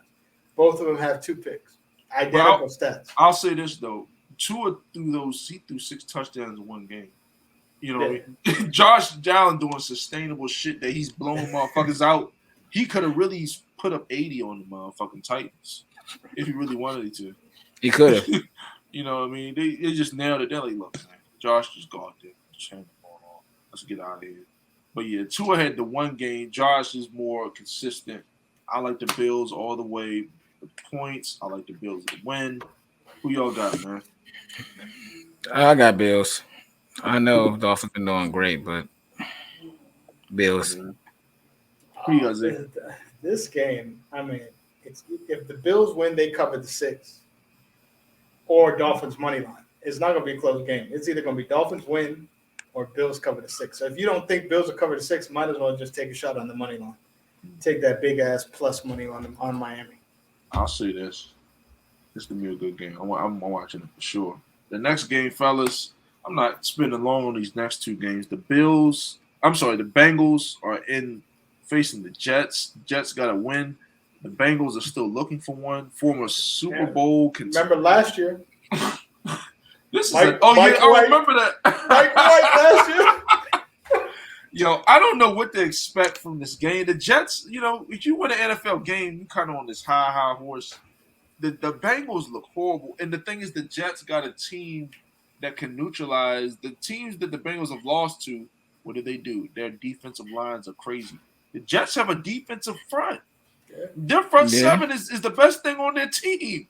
With C.J. Mosley in the first round pick, was it Williams? And they got Quan Alexander. And they got a defensive front that'll smack the shit out you. And the Bengals' offensive line, they still don't got nobody. So I like the Jets. That left tackle struggles. So he can the dude from the Cowboys. Collins. TJ destroyed him, and then Miles from the Cowboys destroyed him. Yep. Yeah, and now I like the Jets, man. I'm sorry, I never thought I'd say that. I like the Jets. I know. So, and the Jets got Carl Lawson. Carl Lawson ain't nothing to sleep by. He's not. Yeah, he's nice. So And you know he been watching that tape thinking, oh yeah, let's go. Think about it. 3 sacks for Highsmith week 1, 3 sacks for Parsons week 2. Losses like it's my turn for 3 sacks. bring on that Bengals line. This is where we eat. Literally. Who you got, Jay? You got one of this one. Nah, I'm looking at Jets right now. If Joe Flacco played the way he played, dog, it's Joe. Pretty Flacco. We going crazy. Damn, bro. We in 2022. Joe Burrow cannot continue to take these hits. I mean, he is. He's getting beat up.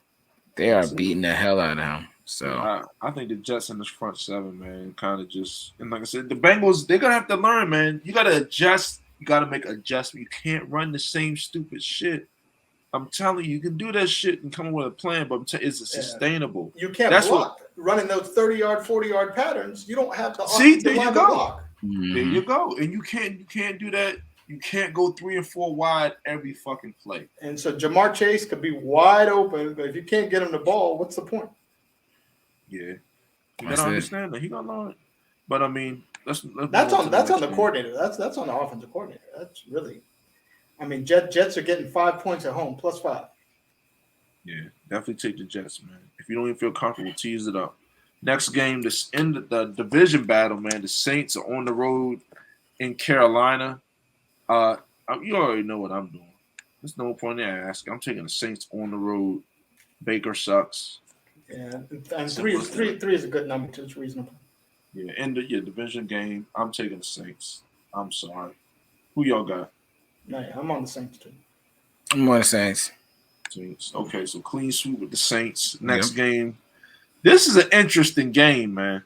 The Vikings are at home. They're -6, and they got the Lions coming to town. Detroit Lions. Well, Lions are not the same team on the road. I mean, at home, they are definitely bet on. For me, they're bet against on the road. It's a 1 o'clock game. Kirk Cousins division game, though. He's not going to be nervous. Then the bright lights ain't going to be on. Kirk going to put up 300, 350. He's going to be relaxed. Now, I like the over. That might be the bet for this game. Oh, it's at 52, so the betting market already hit it. So you're a little late on that.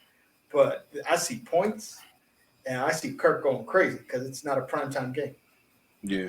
I like the Vikings in this game. I'm betting against Kurt bum ass. What? Man, come on, man. You take one game and take that shit too literally, dog. I'm betting on Kurt bum ass. The one thing we learned about the NFL, do not think about last week when betting this week. It's everything changes week to week. It's crazy. It's an indirect shot. I've heard it. It's like I'll tell you, it's a blank slate every week. It's just this league is unbelievable. Yeah, well, I mean, so Jay got a little ill will towards him. You know what I mean? I understand that. He's just like Kurt with me and Baker. You know what I mean? It's the same thing. You know, he hates Kirk. I hate Baker. Look, me and Mitch might be getting close to that shit pretty soon. Oh shit! That's your team. Come on, man. Hey, look, man. One more week and check down Mitch, and I'm gonna be done. I mean, come on. Hey, man. I mean, I'm just saying. I mean, we still got room for you with Tom Brady's. You know. Want to get you a Bucks jersey? I get you a who you like? I get you a Chris Godwin jersey. I'm telling you, we got our man. we got our man Kenny. Wait right there. Kenny not gonna be checked down. Kenny, give me the deep shot. I'm trying to score. I hear you. Next game, fellas. Man, we ain't gonna spend long on this one. The Chiefs are going into the playing the Colts. Man, I'm sorry. The Chiefs by 100. Yeah, 0-3 for the Colts. Man. It's a hell of a hole to get out of. Next game.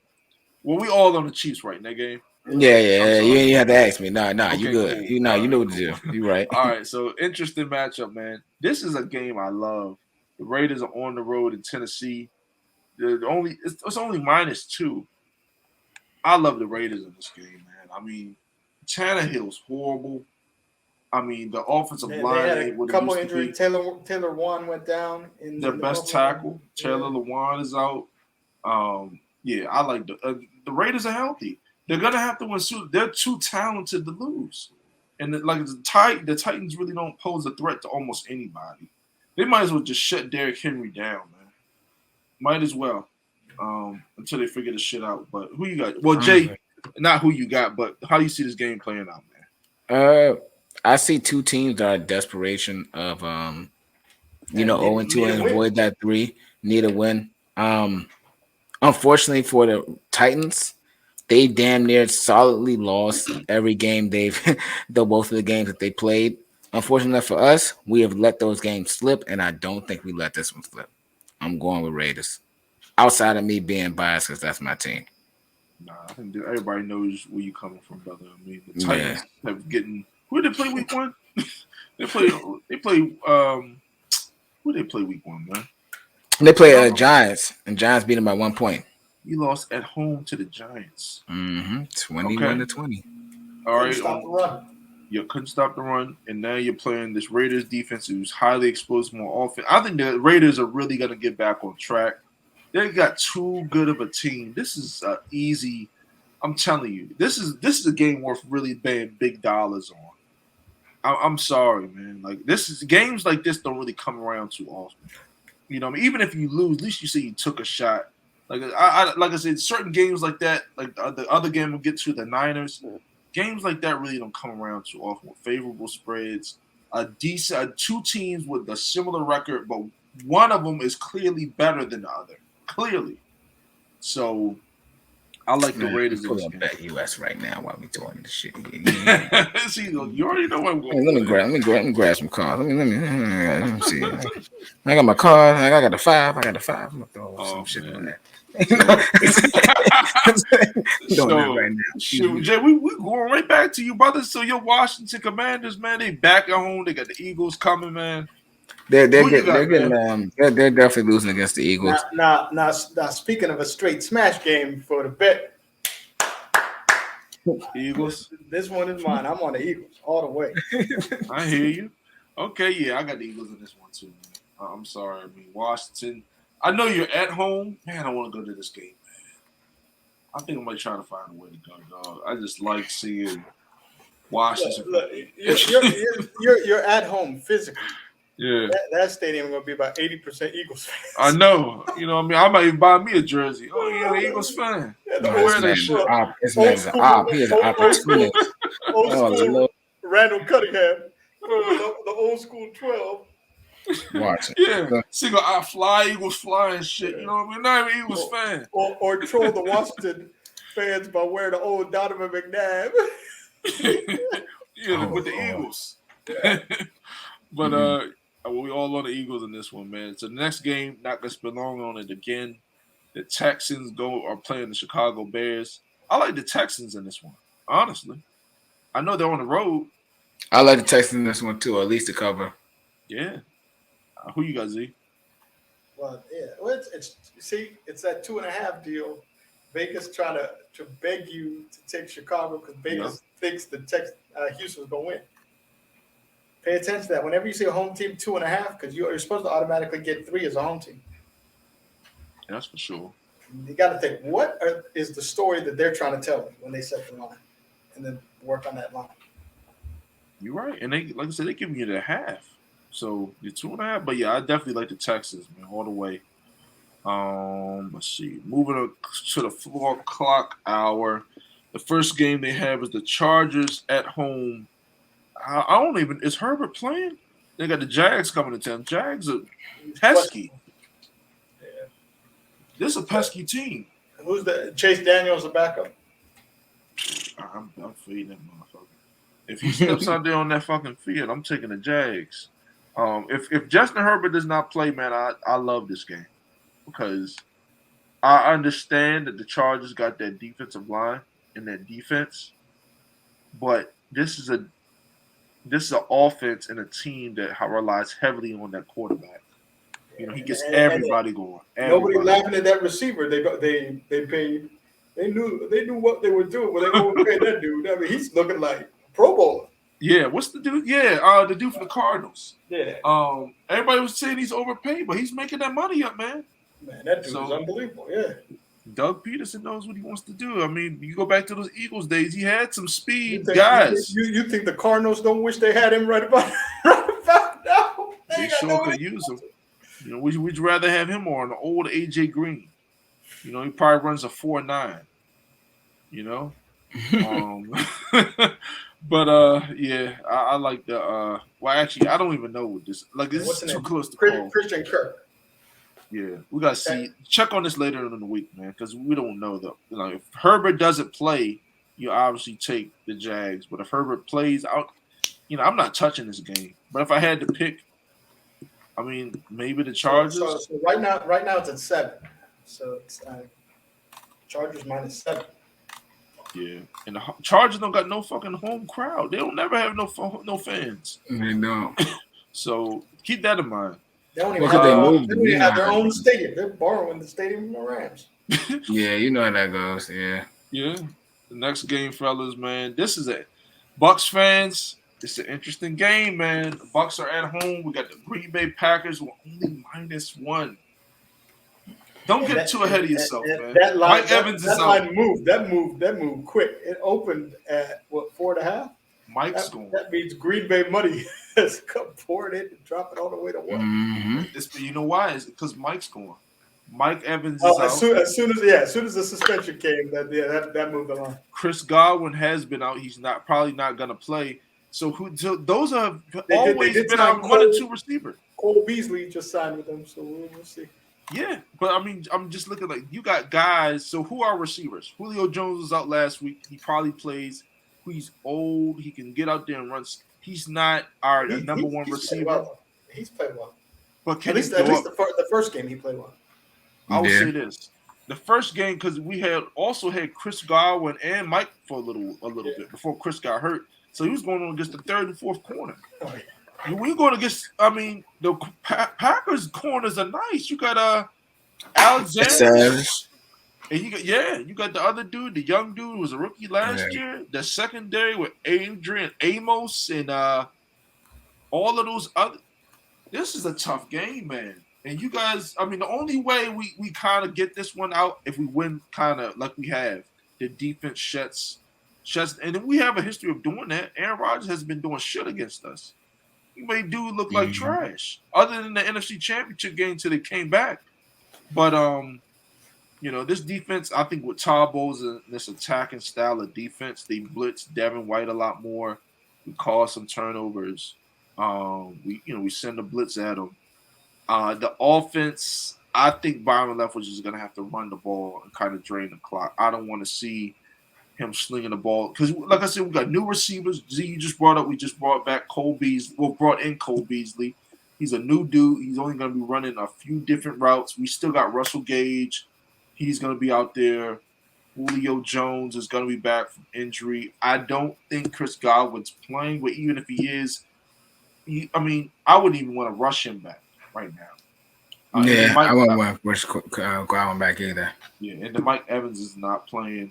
So, and then I don't even know what Kyle Rudolph is doing. I don't even know if he's playing.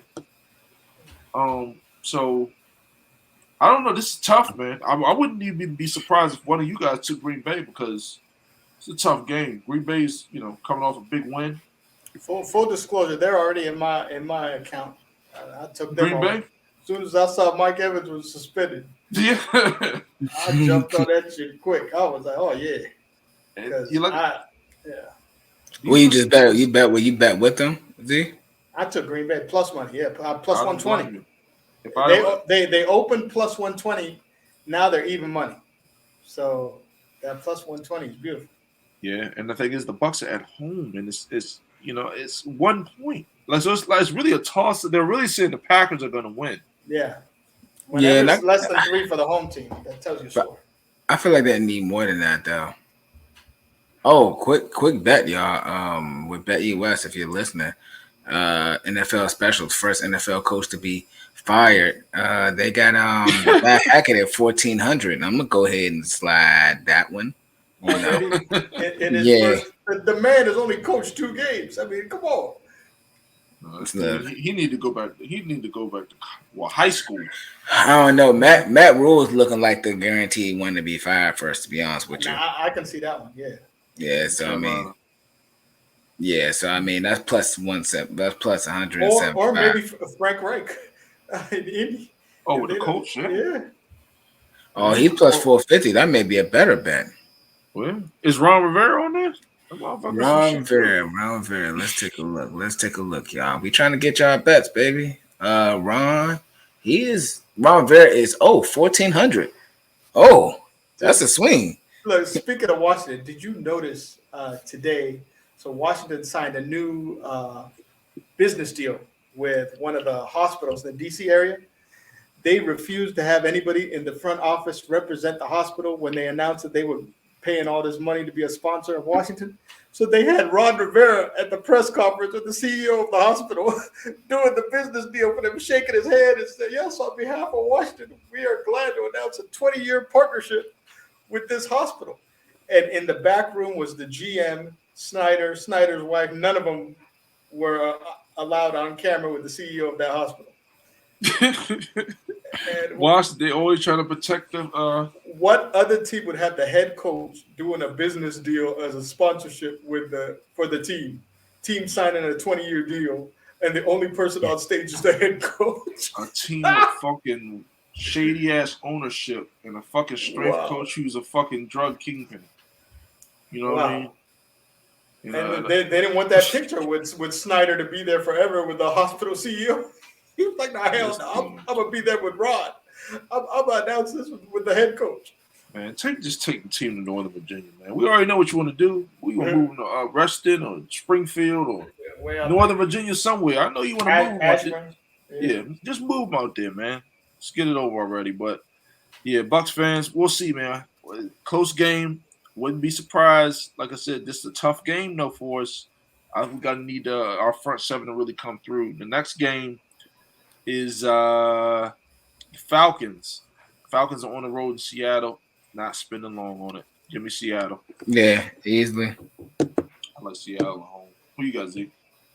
No opinion. They both suck. I mean, good enough for me. If there's points, I'll take the Falcons with the points because they don't quit. So I'll take the points. They don't quit, but at home with the 12th man, I think I'm going Rome in Seattle. Yeah, I like Seattle, man. Next game. Sheesh. Rams are on the road playing the Cardinals. Cardinals got a big road win.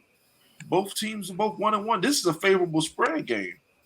I mean, Rams are only -3.5. And the Cardinals are at home. They got to win. Divisional matchup. This is an interesting matchup. Rams have owned the Cardinals. I mean, I would just follow the trend and just remember the playoff game. I mean, Kyler Murray did nothing. It's early in the season though. You know, Kyler Murray, he breaks down past week 8, 9. So this is a game where I'm not betting. I don't really like Arizona like that. But if you look at Kyler Murray's track record, other than the bad game week 1, he's kind of coming on strong. I know it's been a little difficult for him. He's put on weight. But this is a game, Matthew Stafford, man, I think he's going to throw some picks, man. Cardinals at home, I think they're going to rally around and win this game. That's just my opinion. I don't know, man. This is a weird game. Who y'all got? Nah, give me the Rams. I'm going Rams too. I'm not going to overthink this. And also, even the coach said we'd rather start off like this, kind of funky anyway. We want to kind of catch our stride towards the end of the season versus the beginning. That's what he said. Rome, he must have heard you. He must have been listening to the podcast. He must have been listening to the podcast. Could be, bro. I mean, like I said, I want some of you guys. You might be shocked. I'm not saying NFL coach, but some general manager, GMs, people asked to come on the show. I'm not coming on. You talking about my motherfucking team? You know what I mean? Like, oh damn. We said what we said. All right. That's it. 10 toes down. That's it. Who you got, Z? No, I'll take the Rams. I'll take the -3. Let's go. Got you. Okay, so 2 more games left, man, and then we'll get to the bets. So the Niners and Broncos. Oh man, the Niners are on the road in Denver. Man, like I said, this is my type of game. I love games like this because it's pretty much whoever wins. I like the Niners. The Russ has not shown me enough. this coach, you're betting on the worst coach in NFL history. He's worse than like Freddie Kitchens and all them trashy dudes that used to coach, got fired after year one. I love the Niners in this game. Jimmy G is back. With Jimmy G, this team's a top 5 team in the NFL, in my opinion. I would say the fact that you're going to bet US and they have taken away the money line shows on the Niners game. Yeah, I mean that tells you enough. I mean, like I'm saying, they're probably getting hammered. Can you imagine, man? Like, yo, we putting, like I said, I don't got that. There's some people that put like 40 and 50 grand. They lucky I get my loan. No, I'm saying, I'm not saying I don't got that type of money. Honestly, but I'm saying there's some people, they wait for games like this because they don't come around often, and they hammer the fuck out of it. You know what I mean? 100,000, 60,000. You know what I mean? Maybe even not that much, 20,000, 10,000, and they just hammer these games. But this is a game where I would definitely take the Niners, man. And some of you guys, tickets look good. I mean, especially in that group I shared the show in. Was it our free bet picks or something like that? Some of you guys got some real dough, man. You know what I mean? I don't share my ticket money with anybody, but some of you guys got some real money, some investor money or whatever you guys got going on. When I see some of these tickets, I'm like, man, I wish that was me. But who y'all got in this game?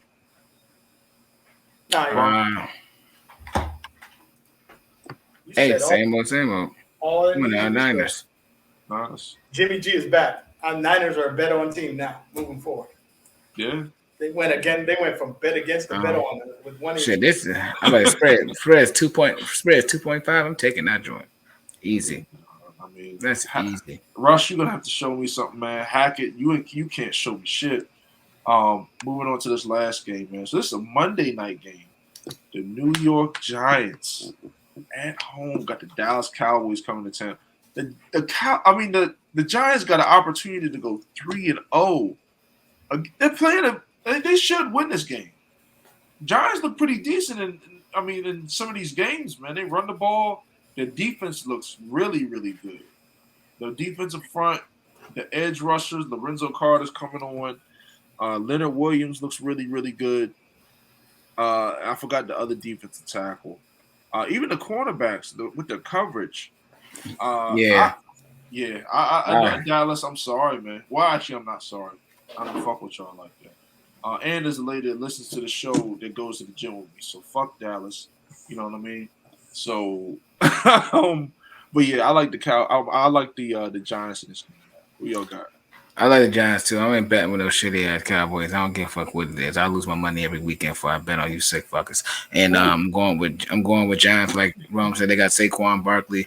Dang, I was trying to fight for that contract. So yeah, we going with that. Fuck Rush too. Here we go. See who you got, man. I'm taking Dallas. I like what I saw from Cooper Rush. Man, okay, you gonna find out the hard way. I'm telling you, Monday night, man. That defense gonna get after his ass. Bengals is trash, especially this season. I like what I saw. Cooper Rush just runs the offense, takes what they give him, and go from there. I hear you, man. So that kind of wraps up our, I guess our picks and stuff for this week and a recap. But we'll close out really quick with the sports bets. Like I said, I'll come up with mine really, really quick. Yeah, I'll be quick with mine too. Yeah. So for me, man, I'm starting off Thursday. I'm teasing the Steelers, man. You take the Steelers and tease them up with any of the games you see on Sunday. If you like NFL, if you like a college team, I'll get into those. Tease it with that. But I mean, I like the Pittsburgh and the teaser or the plus 4.5 on the road divisional matchups are usually 3. They should always be 3 unless it's a clear night and day difference. I don't see the reason for that. So I like the Steelers and the teaser. Also, I love Buffalo on the road, especially in a money line parlay with another team. So I love that one. I love the Saints on the road with the Panthers. That's another game I really do like. either money line or with the three, something like that. I don't really, their defense is so good. I'm not even, and they're just gonna make Baker Mayfield just look like he's not even an NFL quarterback. They can make Layfield. That's crazy. But go ahead. So I like that, man. And then I also like the Chiefs, obviously. On the NFL side, I love the Raiders. I also love. I like the Bucks.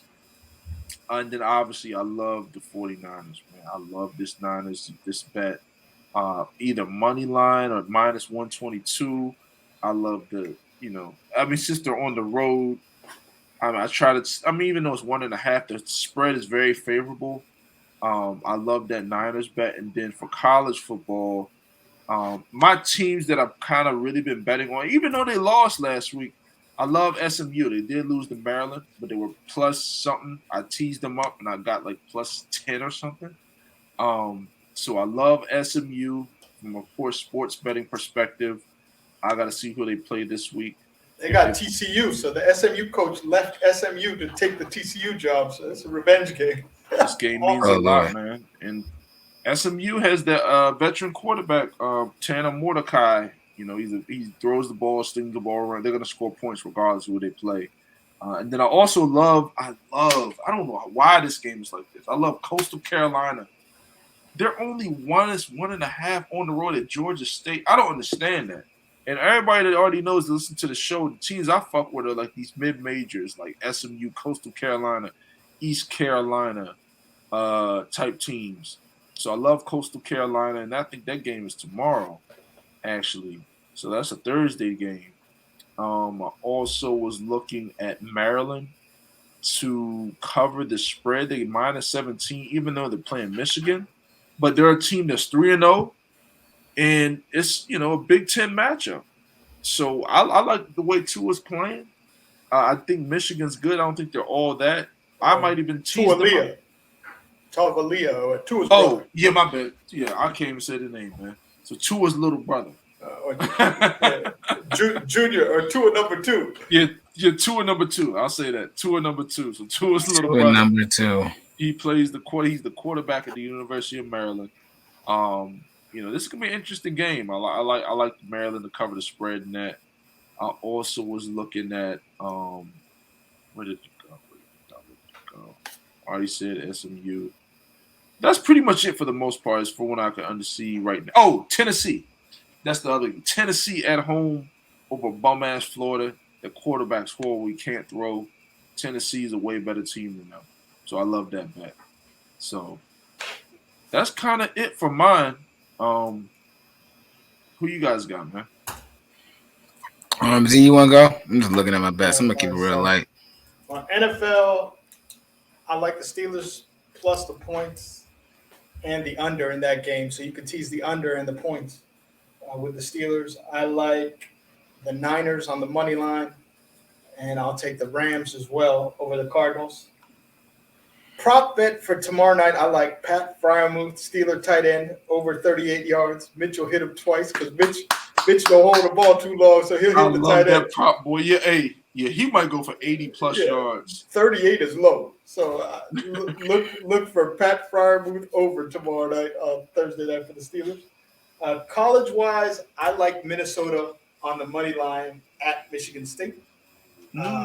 Close game, too. Minnesota last week destroyed Colorado, and Michigan State lost badly to Washington, flying across the country. I think that Minnesota goes in there. And then here's another thing. Story Vegas is trying to tell you. Minnesota's a road team, and they're -3. Why is the road team favored going to the number 10 ranked team in the country who's a home team? Vegas is telling you a story. So Minnesota's the team to go. Again, I'm with Rome on Tennessee. Tennessee, they have had tough games. They won at Pitt. Florida, first game, really tough SEC game. And I see Tennessee at home rolling. I like Arkansas over Texas A&M. That's going to be that's the game nice I was battle. Just about to say something. Yep. So that's going to be a tough fight game, fun to watch. And I'll take the Arkansas running game to control the day versus Texas A&M. Got you. And I'll But say is this second week in college football? It's the full second week, right, or third? Third week. Okay, third. Okay. I'll say this really quick before Jay goes. I'll go opposite of Z on this one. It's gonna be a fun game. I like Texas A&M at home. The new quarterback. Well, it's a neutral site, so they play. Well, it's in Dallas, but Dallas is at the Cotton Bowl. They play there every year, so it's like the exact same distance for both. Big game too, man. This is a big, huge game, especially in the South, man. So shout out to our guy Brad and his son, man. Max Jones. Outstanding game. The quarterback change has changed the Texas A&M offense. I mean, because Max can actually throw the ball, unlike the other quarterback. Right. And so that's made a huge difference for Texas A&M. So they got a shot to win. Yeah, man. Jay, who you got, man? My bad. So college-wise, I do like the Texas A&M Miami. Yeah, I said Texas A&M, we got a new quarterback, so I'm rocking with them. Miami lose me money. Has lost me money last year a decent amount of time. I'm not going with them. Like I said, they're going in the bum category. You can always get out of the bum category, but till then, you will stay there. You know what? They're not bums. I'm gonna call them frauds. You're in the fraud category. I'm going for Texas A&M there, and I do like BYU and Oregon. Oh, that was last week. That was last week? Yeah. Oh yeah, that was last week. You want a week? Yeah. I'm trying to think. So Oregon smashed week 4. Oregon smashed them? Oh, yeah, thank God, because that's where I was gonna put my money at anyway. Because I wasn't going to BYU. So what I'm gonna say is, let me go ahead and take another look at this name, week 4. Yeah, I thought we was in week 3. I'm like, what week we in? Because I haven't really watched college football like that. I just kind of throw bets last minute. But fuck it. I'm going with the ranking, grab a teaser real quick. The games that I think they'd be close, and go with the opposite side of the winning. But actually, you know what? I don't really see any games I really like. Don't bet. To be honest with you, bro, honestly, I don't really see games I really like. Yeah, I don't even know about the Maryland Michigan one. Yeah, see, it's certain games. Like I said, that's all I'm talking about. Like certain, like people get on me in NBA. Y'all get on me all the time because I take Giannis and Embiid. Oh yeah, Giannis and Embiid. You know what I mean? I give you the Shaq treatment, same fucking move. You know what I mean? A sneaky fun game to watch is going to be Kansas Duke. Both undefeated. I saw that game. When was the last time? I'm looking at that in right football, now. Not basketball. Kansas versus Duke in football. They got Kansas 72% winning prediction. Good. They beat Houston last week. Yeah, they won. If you beat Houston, yeah, and they won at West Virginia the week before. Yeah, if you beat a team like Houston and West Virginia is a pretty solid school. They get some good. Kansas doesn't get big name talent. They got a quarterback. Yeah. Their quarterback. Now they do. Nice. Yeah. The quarterback's nice. That's the difference in the team this year. Yeah, so I'm definitely taking Kansas in that one. But okay, well, I'm gonna go ahead with the NFL. I'm going Patriots plus 13, Dolphins plus 16, Steelers plus 14.5. What, teasing them? Yep. Of course. Then I got another one. Hey, Z, I promise you I had to go to Pittsburgh and strangle somebody, maybe Mitch, if this shit don't fall through. I promise, because I got another one. I'm hitting Steelers heavy because I believe in it. Steelers money line plus 175 and Chiefs plus 6. Let's go from your mouth to the football god's ears. You know, I don't really like Steelers too much, but this week I'm like, man, I gotta leave my And last but not least, Steeler Brian, my advice always take the plus the point and sprinkle on the money line, just a little sprinkle on the money line, and we'll see where we go. That's what I'm saying. Last but not least, for right now, I make my bets pretty much, guys, towards the end of the week. Really, another one. Steelers plus 10 and under. Ooh, I made that earlier. So I am heavy on the Steelers Thursday. It's going to make me or break you. I'm be happy or fucking sad. I know Mitch is bad, but damn, Vegas, like they really hate that motherfucker. Yeah, you heard it. You heard it. Plus 10, plus 14. They're like, look, man, have you watched some of the all 22s? The damn Pickens running by himself wide open, and Mitch said, "Nah, I don't want that. I'm going to take the 2-yard check down." He ain't trying to run risk. Afraid to throw a pick. Traumatized by his Chicago days. Yeah, man. I would say this. I mean, Vegas hates the Steelers right now because you can tell with the spreads it's ugly to watch, and I understand that. So what they're doing is they get hit though on the teasers of the Steelers. Both. That's what I'm saying, and like I said, I'm gonna keep hitting them because they won me money last game. And in Like, Moneyline week 1, them motherfuckers might not win, but they're gonna cover some teasers. I don't give a fuck what you say. just because of that defense. Yeah, that defense is not gonna let them get blown out. Yeah, Yeah, Minka I don't by think so himself, either. he ain't gonna allow that shit. You know what I mean? Man. Like, fuck that shit. Like, let me get this pick, okay? Yeah. Mika be like, yeah, I'm gonna do anything. I need a touchdown pick. We out. Touchdown. That's what I need to see. We might have to put him at quarterback. Keep fucking around. Hey, You know look, what I mean? man. But that kind of closes out the show, man. Obviously, make sure you like, comment, subscribe to the channel, man. I hope you guys are really listening to the betting segment, getting some money.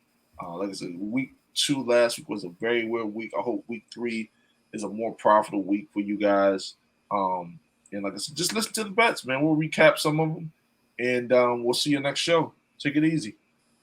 Let's move on. Let's talk about this NFC East, man. So the first team on our list is Jay.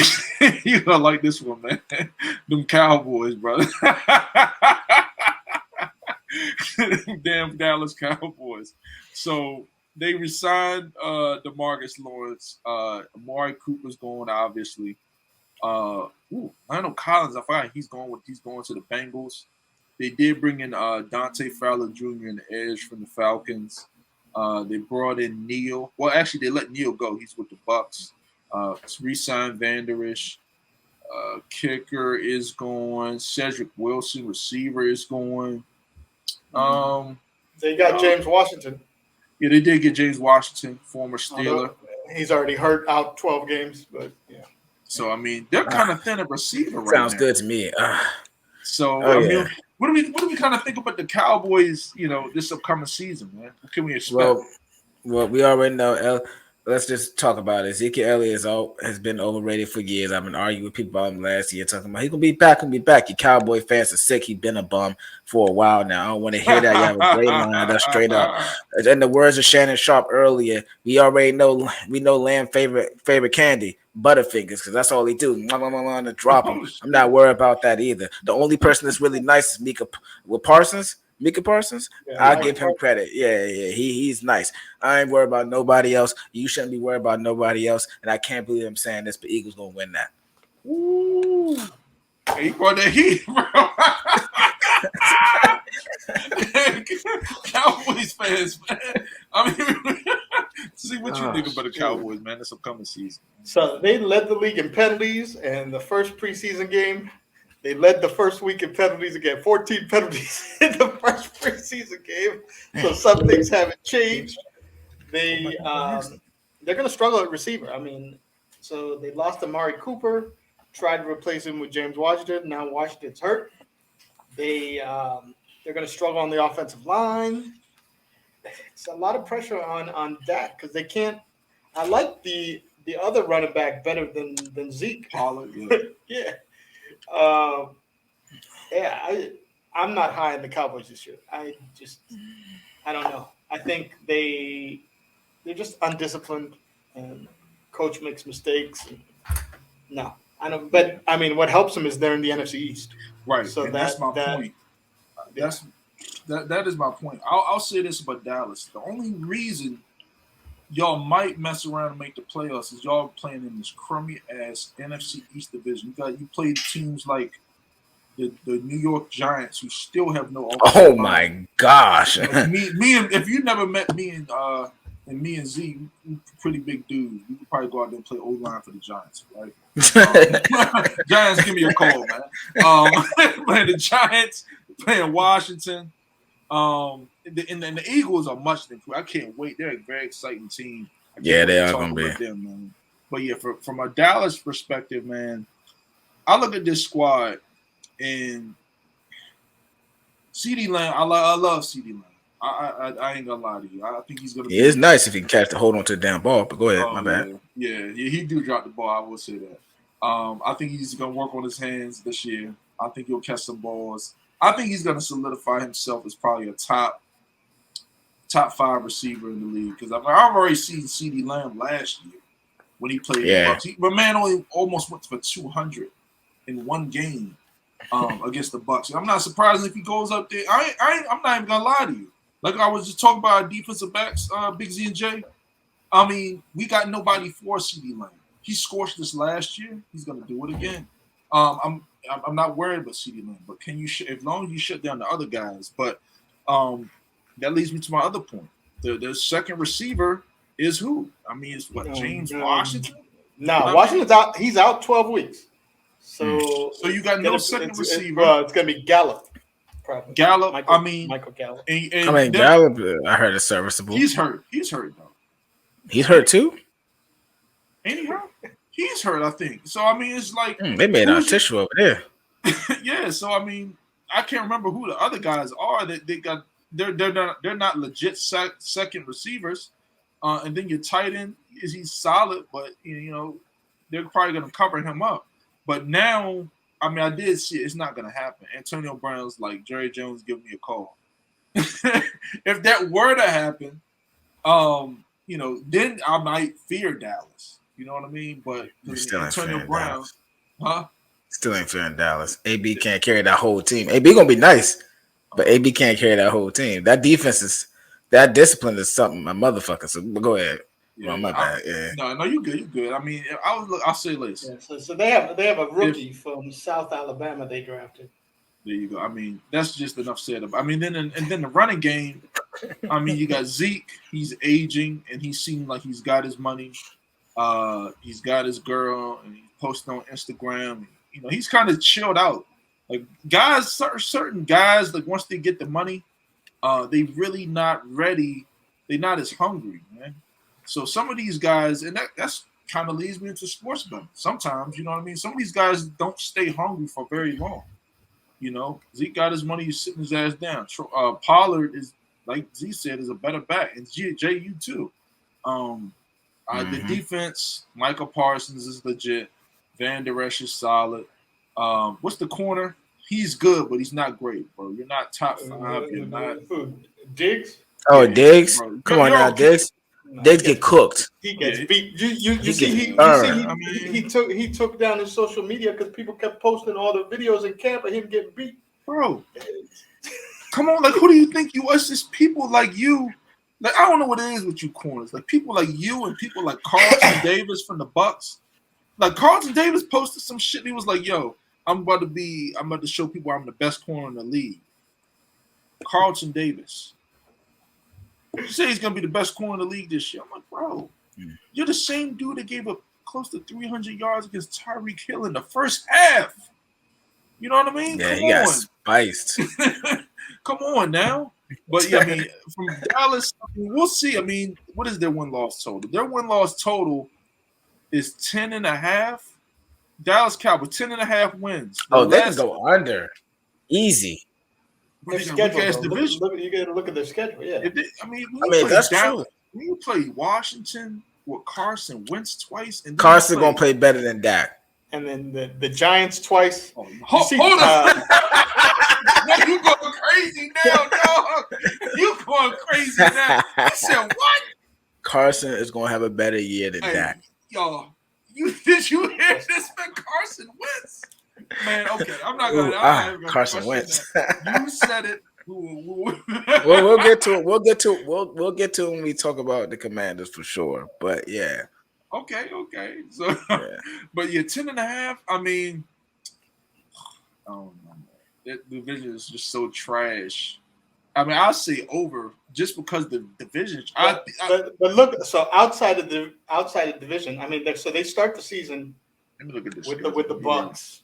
And then they got the L. They could beat us. If CeeDee Lamb, they passed the ball to CeeDee Lamb 1,000 times. You remember that week 1 last year? So yeah, I do. Almost. They're not doing it again. They're worst team. Me and you can go out there and play corner for us right now. I'm telling you, they trash. The boys is trash now. Man, they almost beat y'all with a worse team, bro. Right. Almost beat y'all with a worse team. We knew they were passing the ball every play. And Dak baked us. CeeDee Lamb and Amari Cooper. Yes. This schedule Amari Cooper ain't even there anymore, bro. Easy. Yeah, their schedule is not easy. See? Out of conference games, I mean, out of conference, so let's look at it. The Bucks week 1. Bengals. Second is the Bengals. Giants. Oh, they can win that. They'll win the Giants at the Giants. Then Commanders, they'll win that. At the Rams, that's an L. At the Eagles, Yeah. that's an L. They play Yeah. Detroit. They play Detroit and Don't Chicago. whoa. Detroit may beat them. They're not. Detroit may beat them. Bro, you've been watching too much Hard Knocks. I know what that is. Stop it. I've been buying into the Detroit culture, Detroit Pistons, so I'll get some Detroit line press forgot about across. that. So I'm entrenched in the culture. It's crazy. I'm almost a believer now. I think they'll beat them. And then Bears is a win. Oh, yeah, that's a win. Yeah. So At the Packers, L. At L. the Vikings, L. L. Giants is a win. Colts, L. Yeah. Texans win. At Jags, probably a win. Definitely a win. Eagles See, lost. teams like that, their schedule. I mean, to me, their schedule. They're playing very winnable games. They're playing Vikings. I think are going to be much improved. I mean, but the Vikings 100. come out and shit. I mean, they could possibly win that game. I mean, the Colts they're going to lose like shit. Tennessee, all they got is Derrick Henry. Tannehill is some shit, and they got no receiver in Week 17. And then what was the other question? Green Bay. They have no receiver. Green Bay gonna still wax and then at Green Bay, at the Rams. Oh, they got a tough schedule, and I'm telling you, some of them teams are gonna give them some go. Like, I mean, the Commanders have got to play twice, but Commanders gonna take one of those, dog. Yeah, they always split. Yeah. They're gonna take one of those at least.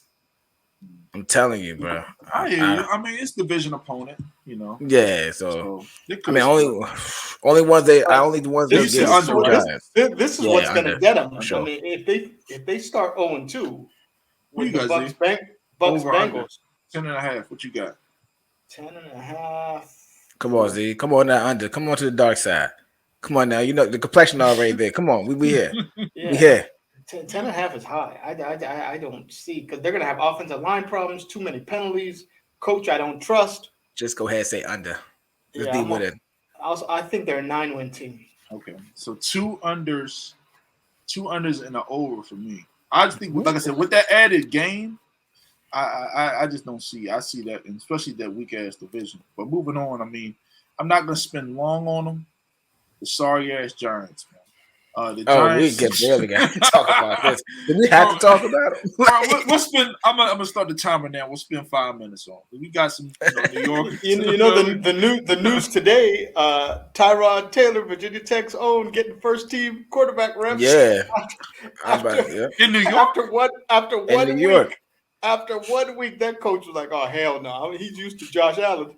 He had one preseason game, and Tyrod is getting the first team reps.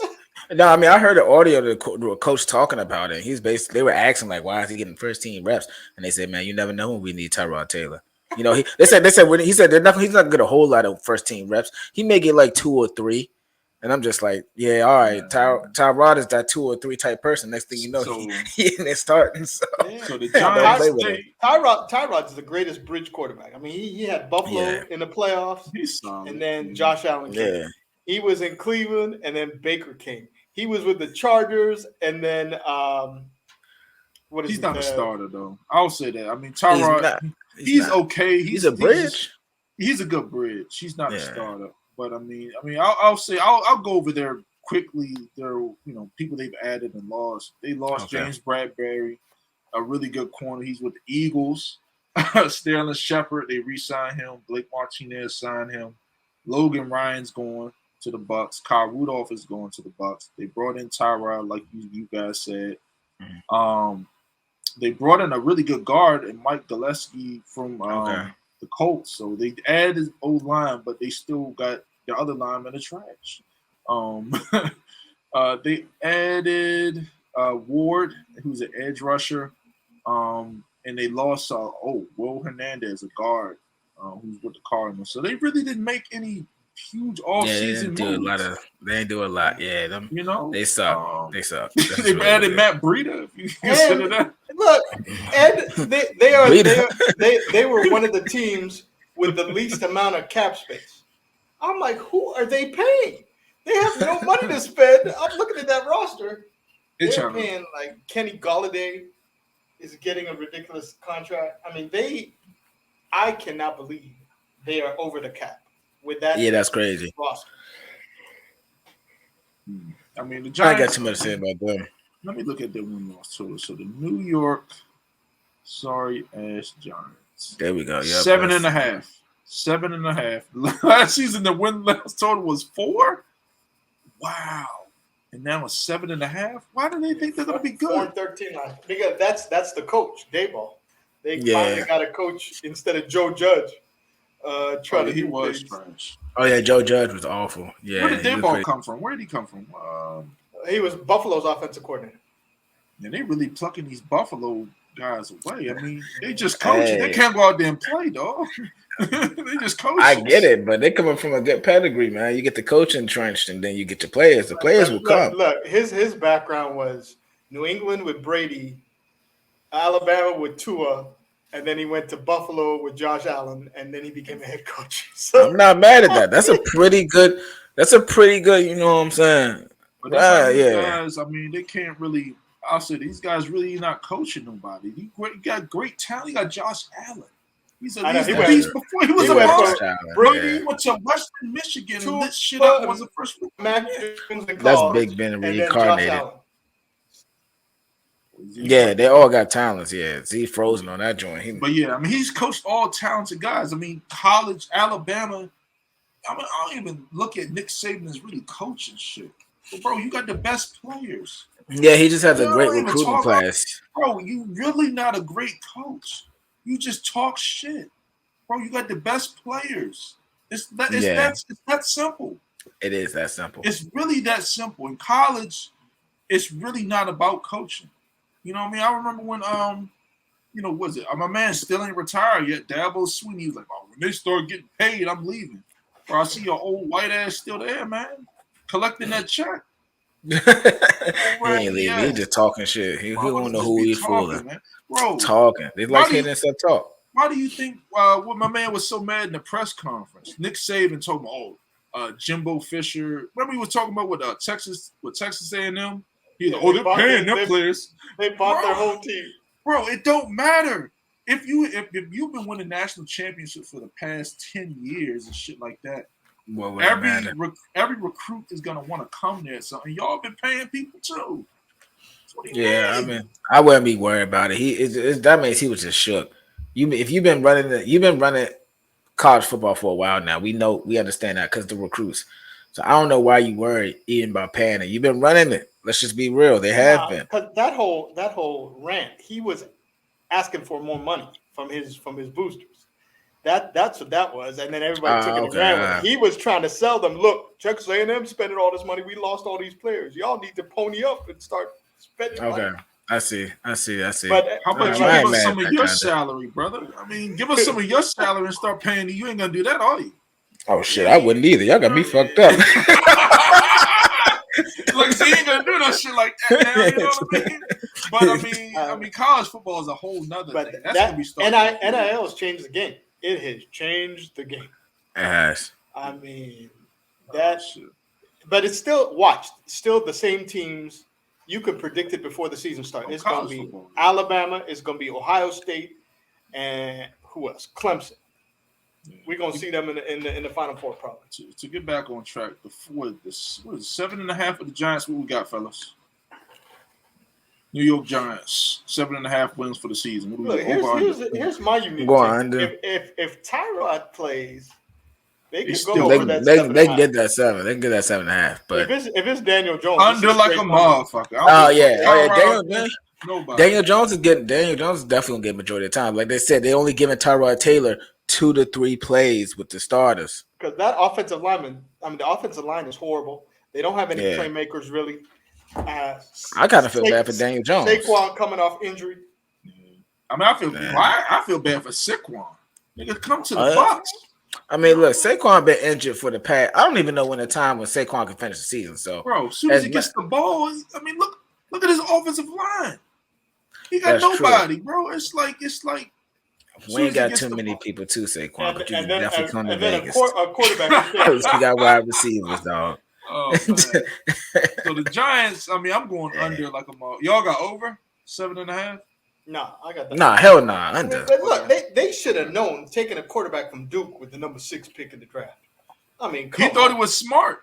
He thought he was smarter than everybody. Man. I mean, I'm about to say Duke has definitely got some smart players, but I wouldn't trust Yeah, No, like I'm you saying said, the quarterback. GM. The GM Yeah, is and of Yeah. course he he got thought he fired. was doing something. He spent all that cap space on a team that won 4 games last year. He thought he was Hey, is doing he something that fired? should have been Yeah, he was fired. Yeah, he got Oh, fired. all right, Yeah, because this I'm about shit to is say there's no Him, way in him, hell. and him and Joe Judge. Get the hell out. Oh, but Joe I'm Judge ready. had to go. Joe Judge gonna go regardless. He just Let's said, "Get get your rid of man's the back to Giants, bags." man. Yeah. We spent too long on the fucking Giants. Now, Hey, Giants, y'all need to just New York, y'all just need to get rid of the whole team. All right, just go be Jets fans from now on. You know what I'm saying? Or go they up the street to trash too. Boston. I know, yeah. And go up the street. Hey, I'll go with the Jets before I go with the Giants, which is crazy. So, Now the next thing, I think the Eagles win in the division. Yeah, let's talk about these Eagles. Eagles. Eagles So winning. now the Yeah. Eagles. So, bro, they re-signed Fletcher Cox. They still got Fletcher Cox. They brought in Bradbury, who's a really good corner for the Giants. Great. Kelsey's back. Hassan Reddick, an edge. He's a Pro Bowler and a top 100 player. Kazir White from the Chargers. Brought him in. He's got a ton of starts. They brought in A.J. Brown, receiver. Yeah. They brought in Jaquesty Tart, the safety for the 49ers, who hits people and smacks people. I mean, and then they got the ultimate equalizer, the defensive line position. What's my man name? The big ass dude. Davis. They got Davis ridiculous. He was just Jay Davis was just carrying these and the linebacker too, Nakobe Dean from Georgia too, both of them. Oh, they did, and they got Brown. Oh, Dean is tough. I forgot they got Dean. He's a rookie. 2 Georgia rookies. But Dean was nice, bro. I'm just gonna say that. The knock on him, they said. Ask Z about his linebacker. Who's your linebacker? The dude that was hyping up Bush. Well, these dudes, the NFL is a little different story. It is. College is easy. We get paid to do this shit for a living. You know what Devin Bush was the number 10 pick in the draft and didn't get his 5th-year option picked up. They didn't even pick up his 5th-year option. Oh man, damn! I thought Devin was gonna be all right. I didn't think he was gonna be all that, but I thought Devin was gonna be all right. His injury killed him. I mean, that's what I thought. He was horrible week 1. I was like, oh man, get him out of here. I'm done with him. I'll spin this short. Week 1. But you're back with the Eagles, man. I like the Eagles. It's all going to come down to the quarterback. It's all going to come down to Jalen Hurts. Yeah, they invested heavily in this season, and he's on a cheap contract. Teams like this are supposed to run through everybody if the quarterback is serviceable, because they're supposed to be like the old Seattle Seahawks team before Russell Wilson got paid. You run the ball, you do enough to win, and your defense is really good. So, I mean, Jalen Hurts is not getting paid. There's nobody at the court. There's nobody really hogging the money.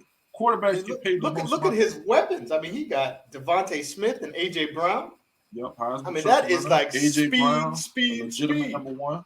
And then he's got Quez Watkins, who's, a really good slot guy.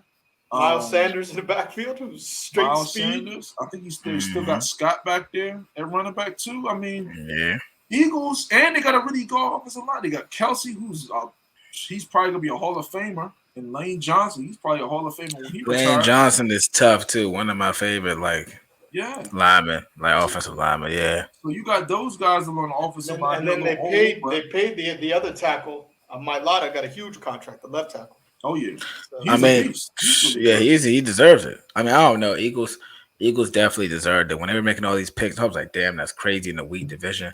And I think their total bumped up too. If I'm not mistaken, it's at like 9.5. Let me check. Philadelphia Eagles. 9.5. Yep. So just last week it was 7. I should have jumped on that motherfucker. Yeah, I mean, a lot of people with this Eagles squad, they're supposed to be over that 9.5. They can't look at the division. Yeah, I mean, the division's trash. I mean, all you're really supposed to really worry about is Dallas. But I mean, you might lose a game here and there to maybe Washington. Can't know. I mean, nobody worry about Dallas either, man. But I mean, if you're an Eagles fan, you're excited. Yeah, it comes down to Jalen Hurts. He plays well, they can win big. If he turns the ball over, they'll struggle. Yeah, I mean, and I liked Hurts too, so I'm rooting for him. So excuses. I mean, he's got all the weapons he needs. Yeah, Eagles. If you're an Eagles fan, you should be really excited because you guys got a team that's ready to win. as long as your quarterback can do, as long as you just put up something, because your defense is going to be solid. As long as you hold people under 25 points, you'll be all right. And as long as Jalen Hurts can move the ball, but I mean, what is this, 9.5? I'll say over, just because of the talent. Over. Yeah, I'd say just over too, like at 10.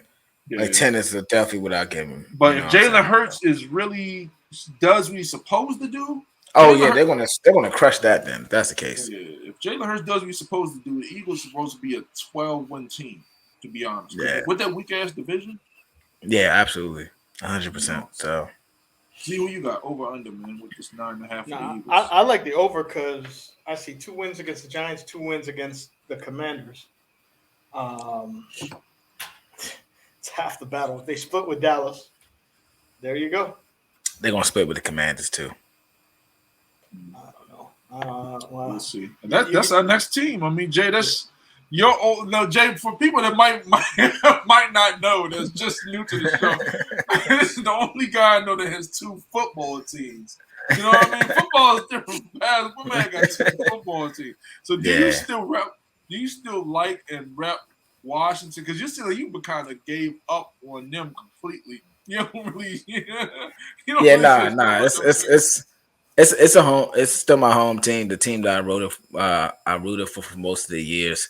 But me and my cousin, we was having this conversation that made me. I mean, outside of me moving closer to kind of the West Coast, as far as the Raiders. I wasn't going to be a Houston fan. I'm sorry. It just wasn't going to happen, especially all the controversies going on there. I couldn't support that. So the next thing over was Vegas. But outside of that, I implore everyone that if you have a home team, you get born into it, but make a decision for yourself. Do you really want to root for them, or are you just going with the homer? For the first time, I actually decided to say, you know what, I want to root for a team because I just really like the team. So all in all, I still love Washington. I'll just say, in Pittsburgh, you have no choice. When you're born, they wrap you up in a terrible towel in the hospital. They got them on demand.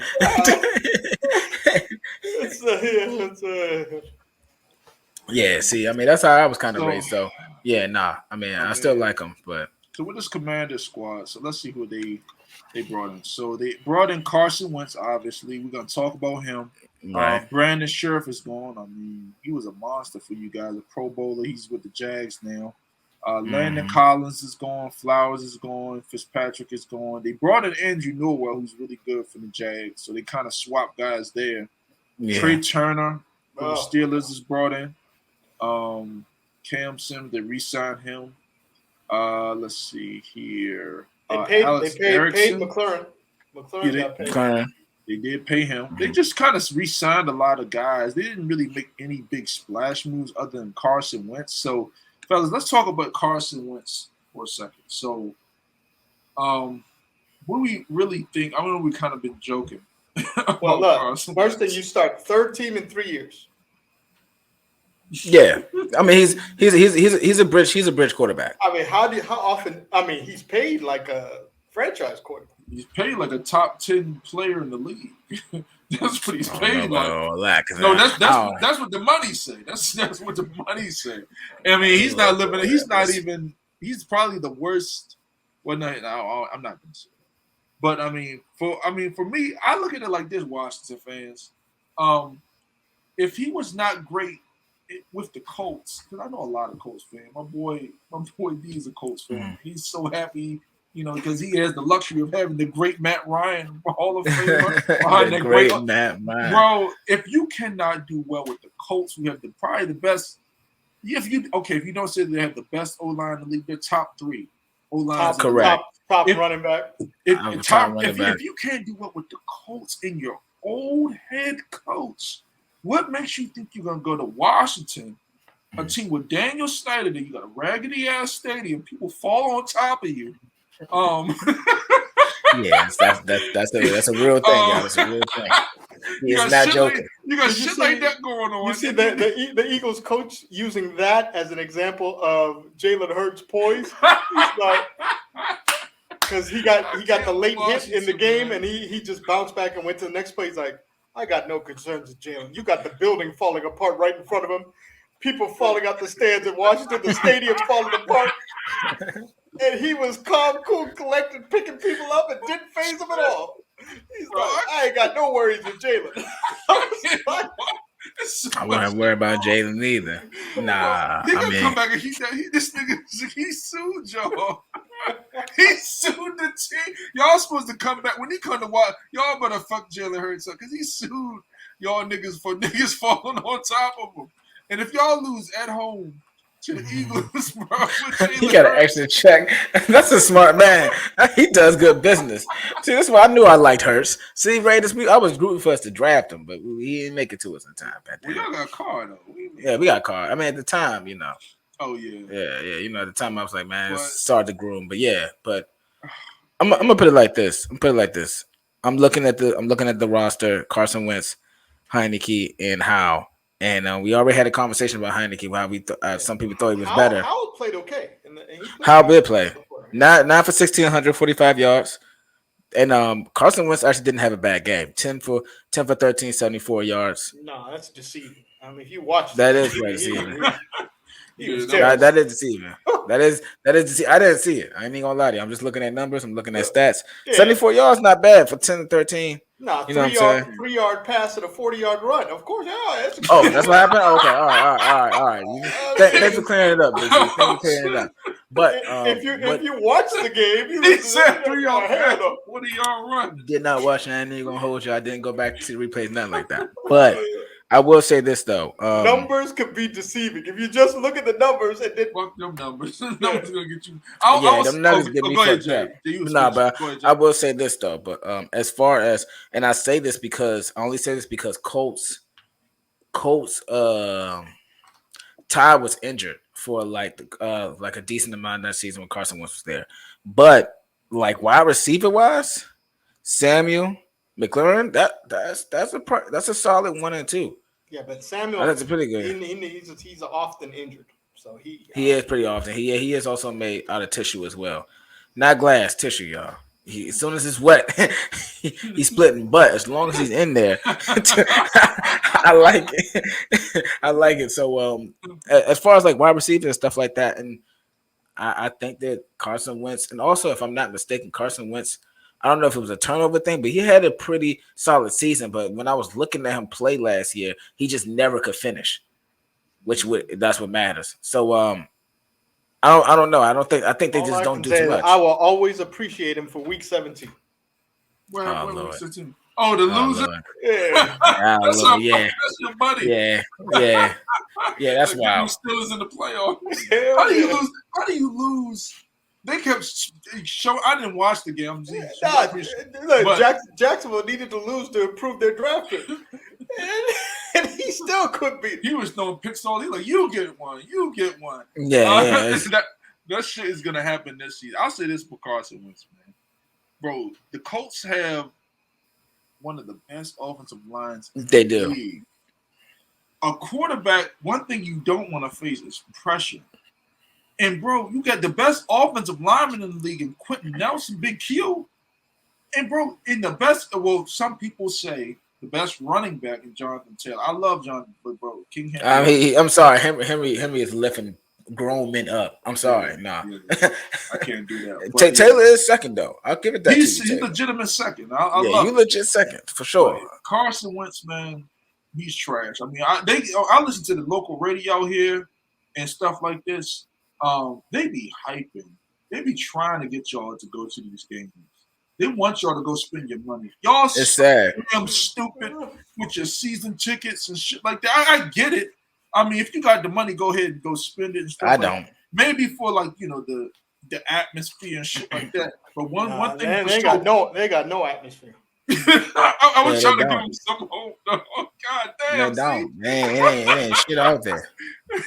I mean, you could literally tell it if you watch the preseason games and you were flipping channels. I mean, literally, the Bears were on the NFL Network in the DC area. We were watching Washington on the one channel.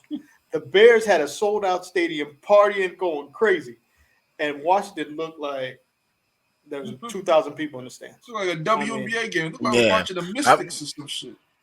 I'm about to say, I seen Carolina Panthers, and I thought they were at the Panthers until they did like the wave, and then I seen the Bergen. I'm like, oh fuck, they home? Man. Yeah, bro. Damn, I mean, that that's Washington, their fan bases, they're gonna have to just move to. What are they trying to move them to? That raggedy part of Virginia, way down there. Well, they're trying to move them to Richmond or Manassas. It's got to be one of No, those. not man. They moving to the raggedy part. Like, what is it? Dumfries? Yeah, yeah. That's what it's called. Dumfries? Oh fuck no, baby. Bro, I've never been out there, but when I heard it's like the trashy part. They're gonna lose so many fans. But that's the only people that like them. They're like, man, I like my Washington team. You know what I mean? But I don't know. A lot of DC people was fucking with Washington. More so older school DC people because they lived when it was playing. I would say this: Washington. While we on this topic, Washington's fans. You know what I mean? But you gotta look at the season ticket holders. They coming from like Northern Virginia, like you're right. The season ticket holders, Richmond, you're right. They. I mean, I hate to say it, they the people with the money. But people from the city, they kicking their old broke asses out. You know what I mean? Yeah. And they moving all over the place and stuff like that. And then like they ain't got no goddamn money for no season tickets. Half of these niggas don't even know the quarterback. You know what I mean? And I can't do the whole little DC voice and shit like that, but Jay, you probably can do this shit, but you know, hey, Josh Slim, them niggas be like Josh, like you know what I mean? Yeah, bro, kill. Bro, them niggas don't even know the whole team. I can't even talk about football with some of these people because they don't really watch football like that. You know what I mean? It's funny hearing them people talk. But people talk. You ain't down the street. Them people. Bro, I don't blend with them niggas. You know what I mean? Yeah, look at my hat. That's in New York. Huh? Oh, no, I ain't rep this. I just like the city. I like going out there, going shopping. I enjoy. Damn, Z. Damn, Washington ran the fucking CBC away. God, Lord. Well, that's what they do, man. That's what they do. Oh my God. Let's finish up quick with this NFC North side then. Let's see. NFC North side. Who do we got? Let's start with the Bears. Bears, man. They lost Khalil Mack. They lost Allen Robinson. They lost Akeem Hicks. Eddie Goldman's going. Poor Justin. Yeah, man. That's really it. I don't know. They didn't really make any big moves. Any big signings. They brought in Byron Pringle from the Chiefs. He was pretty solid. He was okay. They just kind of lost their big pieces. They're kind of restarting. This is like a rebuild year. I'm not gonna spend too much longer, or too much time on them. What do you think of the Bears, Jay? I don't think too highly of them. I feel sorry for Justin. Offensive line does not look good. They didn't bring in any. They just lost wide receivers. I mean, the Bears is they're definitely the bad news Bears. So that's just really what it is.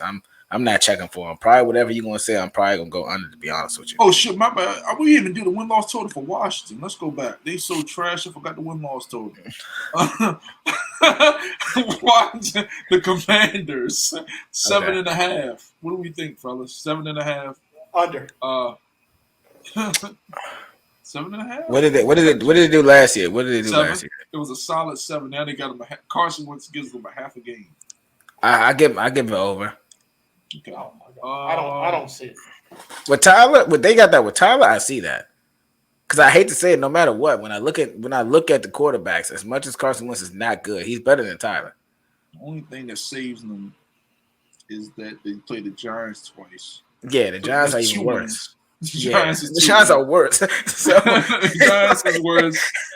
I mean, they might mess around and maybe split with like Dallas or this is the Philly. I think Philly's just gonna win. Oh no! I was bullshit when I was talking about they're gonna take one to Philly. I lied to y'all. I'm 100%. I didn't even believe that. Yeah, I think maybe they can split with Dallas. You know what I mean? Something like that. If they come to play, or something like that. Run the ball, not Carson Wentz beating anybody. Yeah, not Carson Wentz. Hell nah. But okay, that's cool. So Bears. Bears. Let's see. Win-loss total for them. I'm not even spending on fucking Bears. Y'all suck. Chicago Bears 6.5. Last year was 6. Oh hell no, I ain't getting that. 6.5. Yeah. I gotta look at the schedule. Chicago Bears. I gotta take a quick little glance because Justin Fields. I mean, he got a new coordinator, new head coach.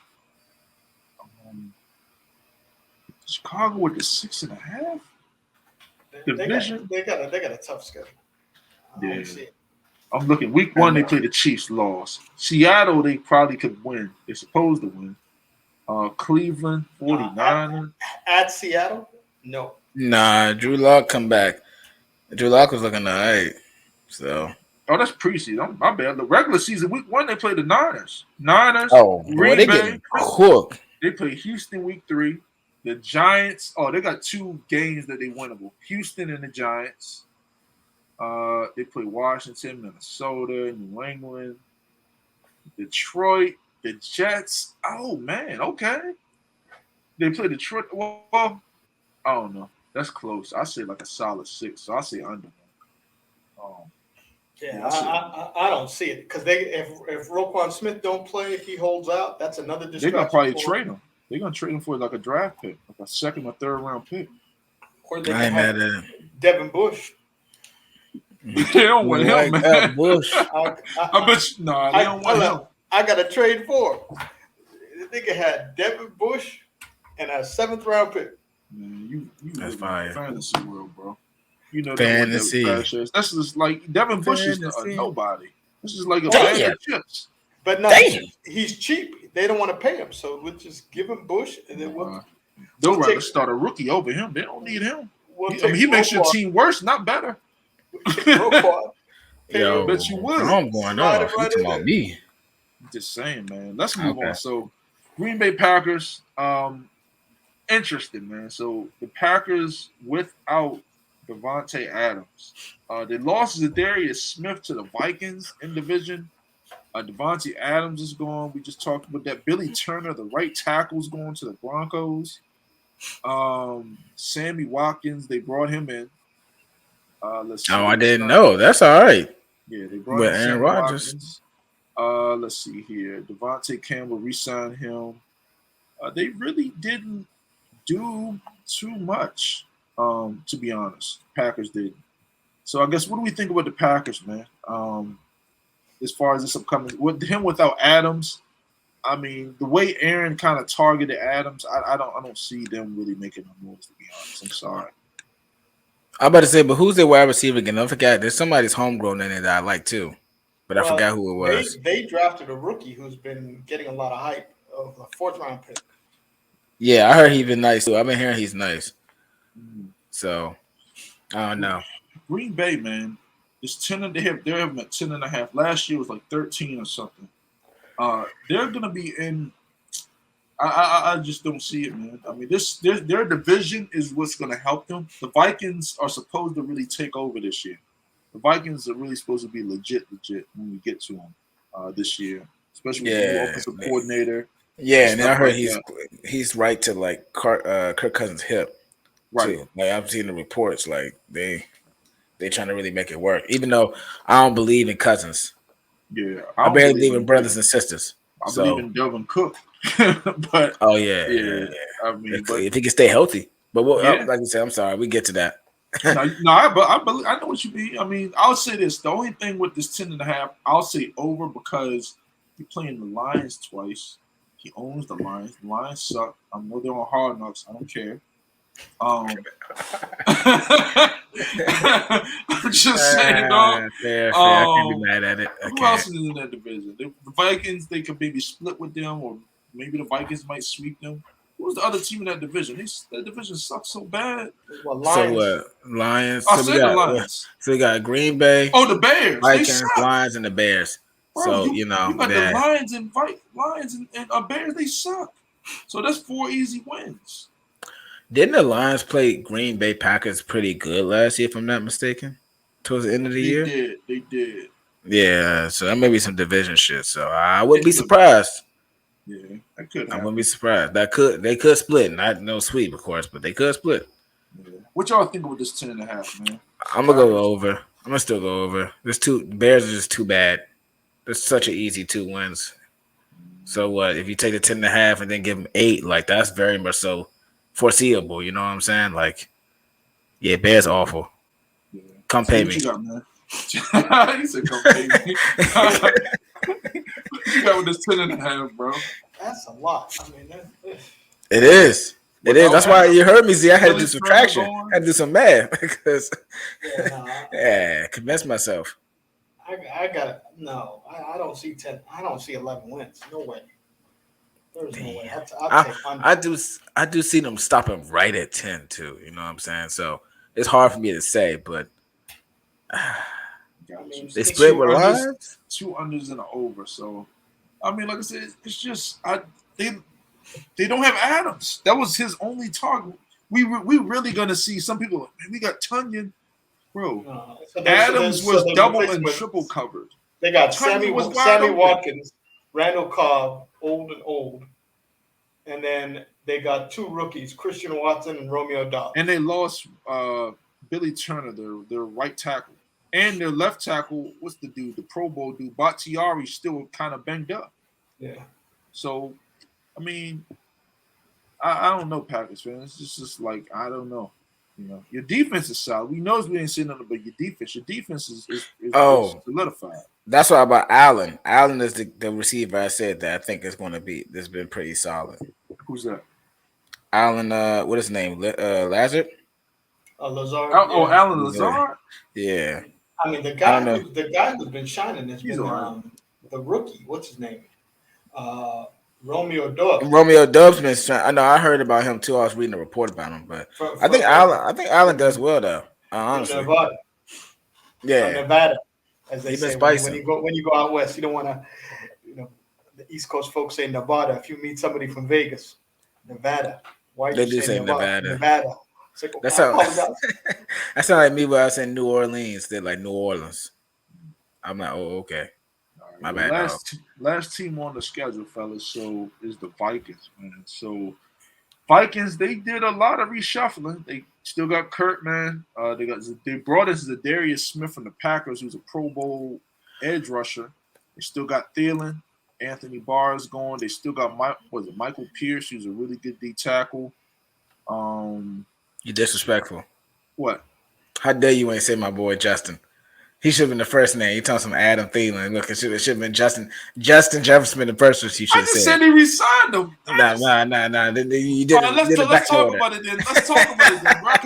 Because they talk about this nigga's like that good and shit like that, like he's top 5 and shit. So I've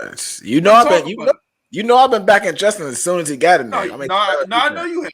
100%. Big Z. So what do we think about Justin Jefferson? Where does he's elite. He is legit.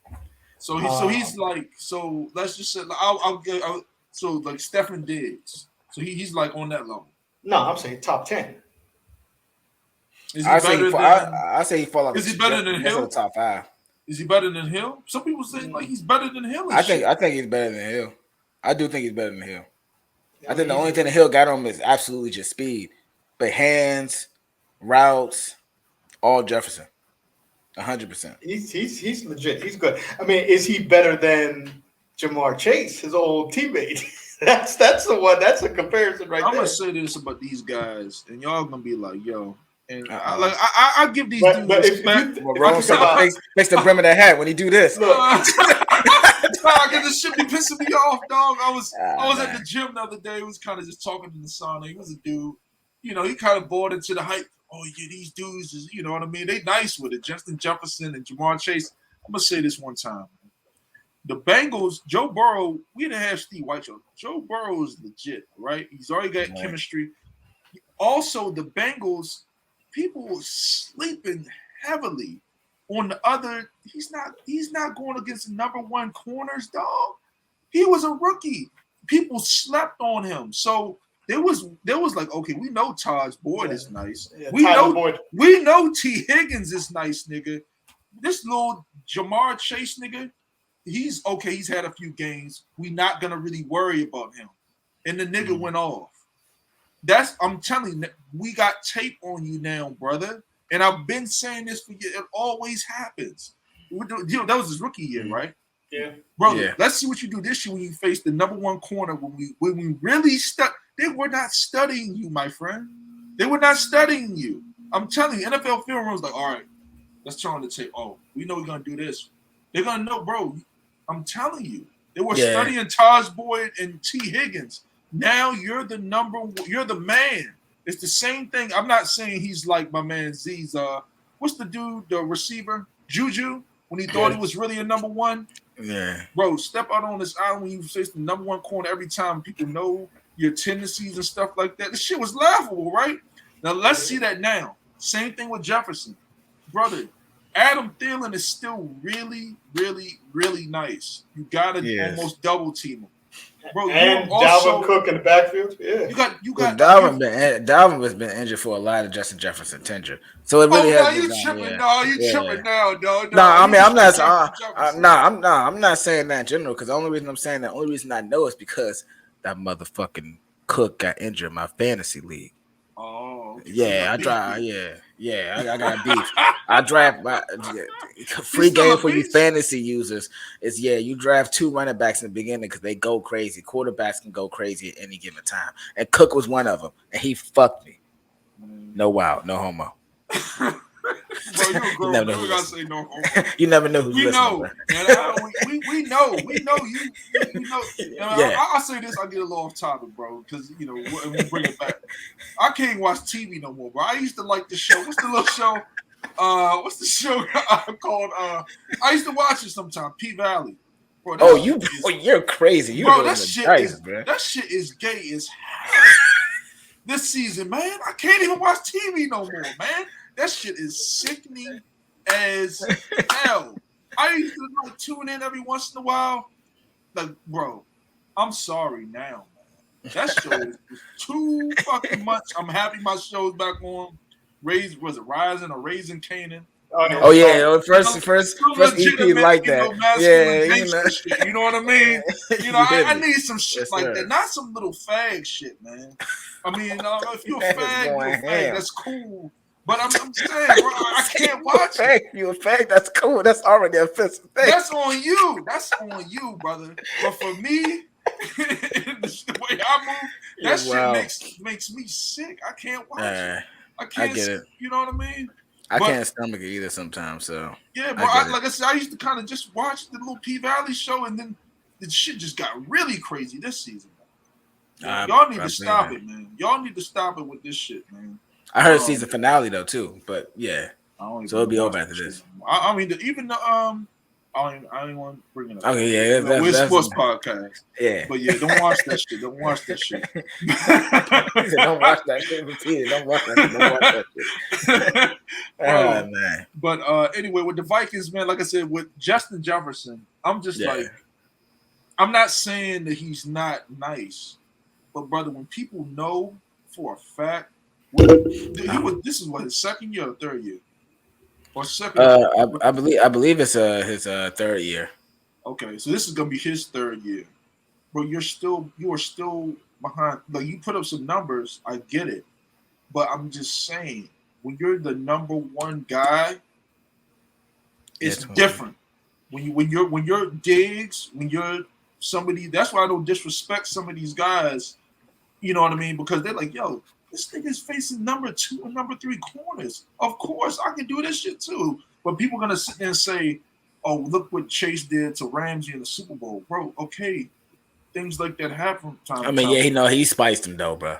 Spiced him. But do that week in and week out, every week. When you do that shit every week, and Juju found out like that because Juju on that same shit. Juju did the same exact shit, and then tell him what happened. Oh yeah, no, he was very average.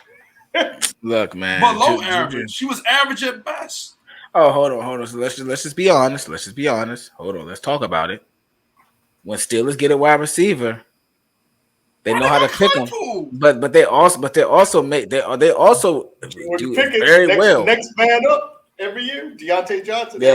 I'm saying they're a wide receiver team, so it's not crazy to me to hear that Juju probably excelled there versus anywhere else because they're the Steelers. They developed them pretty well. So I mean, AB is the only one that I can honestly say without a doubt that could go anywhere and just be nice.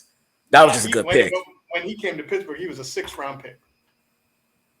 I mean, y'all just know how to pick him. That's what I'm saying. But well, come on now. But He's AB could be still one of great, the. though. That's what I'm saying, Rome. Me and you, we here. No motherfucker matter was where crazy. you go. You Yeah, can't he guard crazy that as fuck. motherfucker. Even when he was in Oakland, he was scorching niggas in practice. He was scorching He was people in dookie practice. and all. He was dancing all around and shit. But look, with all that's happened since he's left Pittsburgh, doesn't it make Mike Tomlin look like an absolute genius controlling him for We know Mike. Yeah, seven we and a know half Mike. years? Yeah. Mike. Yeah, Mike is. AB Mike give him his. Mike always give him You his see flowers. AB's latest quote: "The greatest regret of my career is I never got to sit in the stands and watch myself play." Yeah, man. I mean, anything else before we close out, fellas? Nope, that's it. Right. I'm looking for this football over now and bet US. All right, man. Well, we'll close out. Make sure you like, comment, subscribe to the channel, man. We'll see you guys next show. We'll have some guests on here pretty soon. And take it easy. Peace.